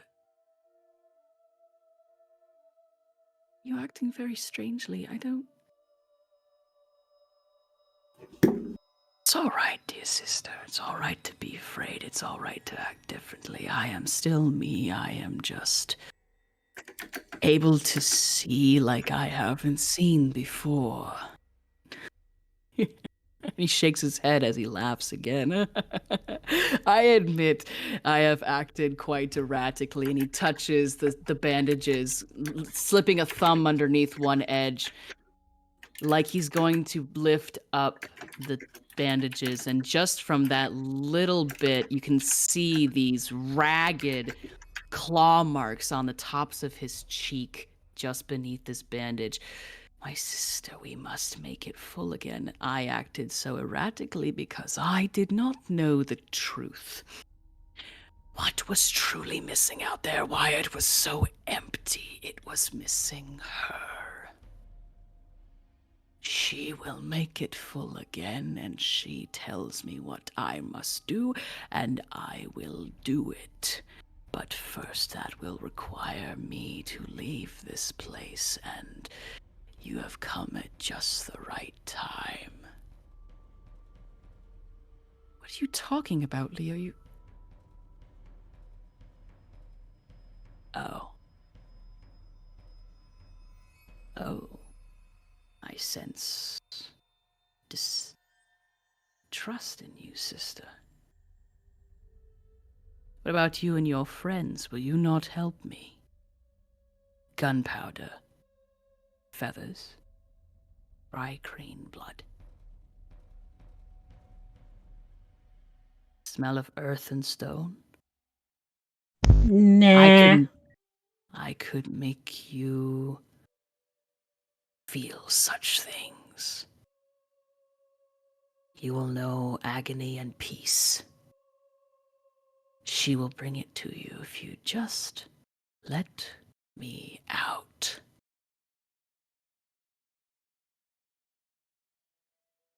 What do you say? Just glance to my friends. I think that's a hard pass for me. Who is she? Immediately when Roar says she, he flips his head towards the sky and he smashes his fist against the floor. She is everything. I can show you her if you let me. If you let me out and let me in, she will make it full again. She will take away the empty. He reaches out and he places his hand on the barrier and it holds fast. Let me out, and then let me in. I kind of like dinner first. Again, the hypoglycemia, it's kind of kicking my ass. So I'm going to have to pass. But thanks. The hand slides slowly down the barrier, fingers clawing downwards, dragging a smear of blood from his fingertips in 5 long trails. And his hand drops limply to the floor. And he leans against it with one shoulder, shaking his head as if he is looking down to one side, and he says, "Very well. I suppose I will have to seek help elsewhere." And you feel your ears pop. All of you. And immediately, behind you and down the hallway, you hear the babbling grow higher and louder to a crescendo until it is nothing but screaming, echoing throughout the vastness of that temple. And that's where we'll call it there for the night. Oh, shit. Here we go again. Cedar! The fuck? Also, Cade! Fuck you! What the fuck, man? This was supposed to end tonight, and now it's not. This No, the longest one shot. It's not a one shot anymore. Cade is the sorry. hero we deserve. Cade is the hero we deserve. It's not the one we needed. Yeah. Yeah, that's valid. That's valid. Cedar, my If this goodness. is something y'all want to continue, I'd be down to meeting like once a month or once every other month or something like that for that. I'm not sure how long it'll go. It depends on whether or not you live. Yeah. Cade, I'll send you some information. I don't know. I think Because there's some feelings that were had here tonight. Sorry, Affy, I interrupted you. No, and I no. interrupted Jer. You're good. This is your it show. went very well. How do we feel? What'd you think? Awesome. Psyched for the next one. I really appreciate the level of love and tomfoolery that y'all bring to the table. DMs make the worst players. Absolutely, we do. I know. Yeah. Cade, I love that you rolled with it. I Yeah. love that you saw that one and you thought, well, what's the worst that could happen that I could do in this situation? Oh. Let's make us the onest one there ever was. It was a very, very one-ish one. Yeah. Let's just go around the table real quick. Introduce yourself, starting with Cedar. Thank you for a wonderful session. Because it ain't a one-shot, it's a session. It's a session. I accept my fate. Foreshadowing Athelstan if Mina doesn't come back. Hey. Probably. I'm not wrong.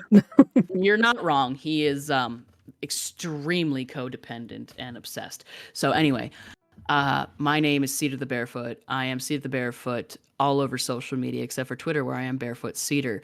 I am a variety streamer here on Twitch. I'm also on TikTok as Cedar the Barefoot. I do the Gerblin things and I make the bread. This is where I get to play and pretend to be serious every once in a while because I'm a very complex person with a story that has been baking within my mind palace for the past 10 years. And finally, I found myself an outlet, and that outlet was taken away from me, so now I have another one. Hi, that's us. Neat. It's us. We're the problem. We are the problem. Jeremy, who are you? Where can we find you? You can find me here on Twitch at DM_Jeremy. You can find me on Instagram at Oldman Rolling Dice and YouTube at Oldman Rolling Dice. Yeah, we can. Mm-hmm. Mm-hmm. Woof. Mm-hmm. Mm-hmm. Rob. I'm Rob. You can find me nowhere other than here on Here. We love Rob. We love how inaccessible you are. Just makes us want you more. He's playing hard to get. It's true. It's true. He won't even meet me out for coffee on Tuesdays. It's a long drive. I know, but but it's me. And it's really good coffee in New York. Then we have to cross the border. It's a thing. It's a whole thing. You already did it once. You can just hide stuff in Jeremy's prison wallet like last time. It's fine. That's true. We did cross the border with a lot of tobacco. Oops. Jeremy's face. Hey, we're kidding. That's a joke, TSA and Border Control. Yeah. It's just For legal purposes. For legal reasons, that was a joke. Cade, who are you? Where can we find you? I'm Cade. I'm part of Cantrips and Coffee, which is a podcast where we review different types of systems. You can check us out wherever you find your podcasts. I also build guitars under Ravencroft Guitars. You can check that out on Instagram and YouTube. And I'm raising money for Extra Life. You can also check that out on my Instagram. We love Extra Life. Yeah, we love got Extra my bracelets. Yeah. Yep, I got mine. Yep. What's your rating for Rule of Cool Cedar Ass D&D? I mean, usually our systems have nothing to do with anything, so I'm gonna go with 4 out of 5 broken vials of potentially poison or heroin, and accidentally skipping you an initiative twice. He's my favorite character out of all you assholes, and I forgot him twice in the initiative. It's just because he's a Kenku. Don't. He's adorable. I am immediately he said Raven, and I was like, he's my baby. He is baby. Look at him. Look at him. He is baby. He is baby. I have no hair. He must be very sketchy. He must be protected at all costs. Artemis. Just a baby. It's a baby. Our resident nerd wrangler. Yeah, I'm Artemis. I do the social media, and it's my job to organize this circus and whatever else Daffy needs done at the time, which usually involves a lot of art. And yeah, I don't know, I'm just always here. Look, if I could do the art myself, I'd do the art myself, but I do not have that capability. It's not an issue. I'm just whatever. I'm just here. Artists. We're always looking for more artists. Make art of our stuff, man. And then email it to thevactaire@gmail.com or tag us on social media so I can add it to our reel. Hell yeah. You saw that carousel during our break? It wasn't up. I didn't have one for this. Make it fuller. Oh. All right. And I'm Affy. On that note, I'm Affy. This is my shit. You can find me here. Every night. Almost. Feels like it some days. Thank you again, Cedar. Thank you, wonderful players. Always a good time. Can't wait for the next round of bullshit. Please know that if we end up wanting to end at the end of the Gramsby Stage saga, I will understand, because after that, it's the next title. It's like an arc, I guess. Oh shit! Why Same did you have characters to if you say want. that? Because We'll now see if I there's survive. like stuff. You're just gonna have to not call it natural one shots anymore for this one. Yeah, I'm Sorry. gonna have got to its go own in. playlist. It's got its own playlist already. It's fine. Yeah, it's a playlist on the YouTubes. I mean, it's a curse. I just tell such good stories. And also, I wasn't the one who did the filler episode, all right? Yeah, we suck. Yeah. You're all Anyway, amazing. we're gonna raid somebody because we got a raid. We love passing it forward. So, just a quick look in my recommended channels. I see Night Owl Nerds only has got 10 people watching, and that is a travesty that we need to rectify. So, stick around for the raid. Those points you get from raiding, you can use to help or hinder the parties on Monday, Thursday, and Friday. And then every once in a while, whenever there's a one shot and the DM's like, yeah, let's be fucking chaotic. So we'll gonna do the raid now. So thanks. Bye.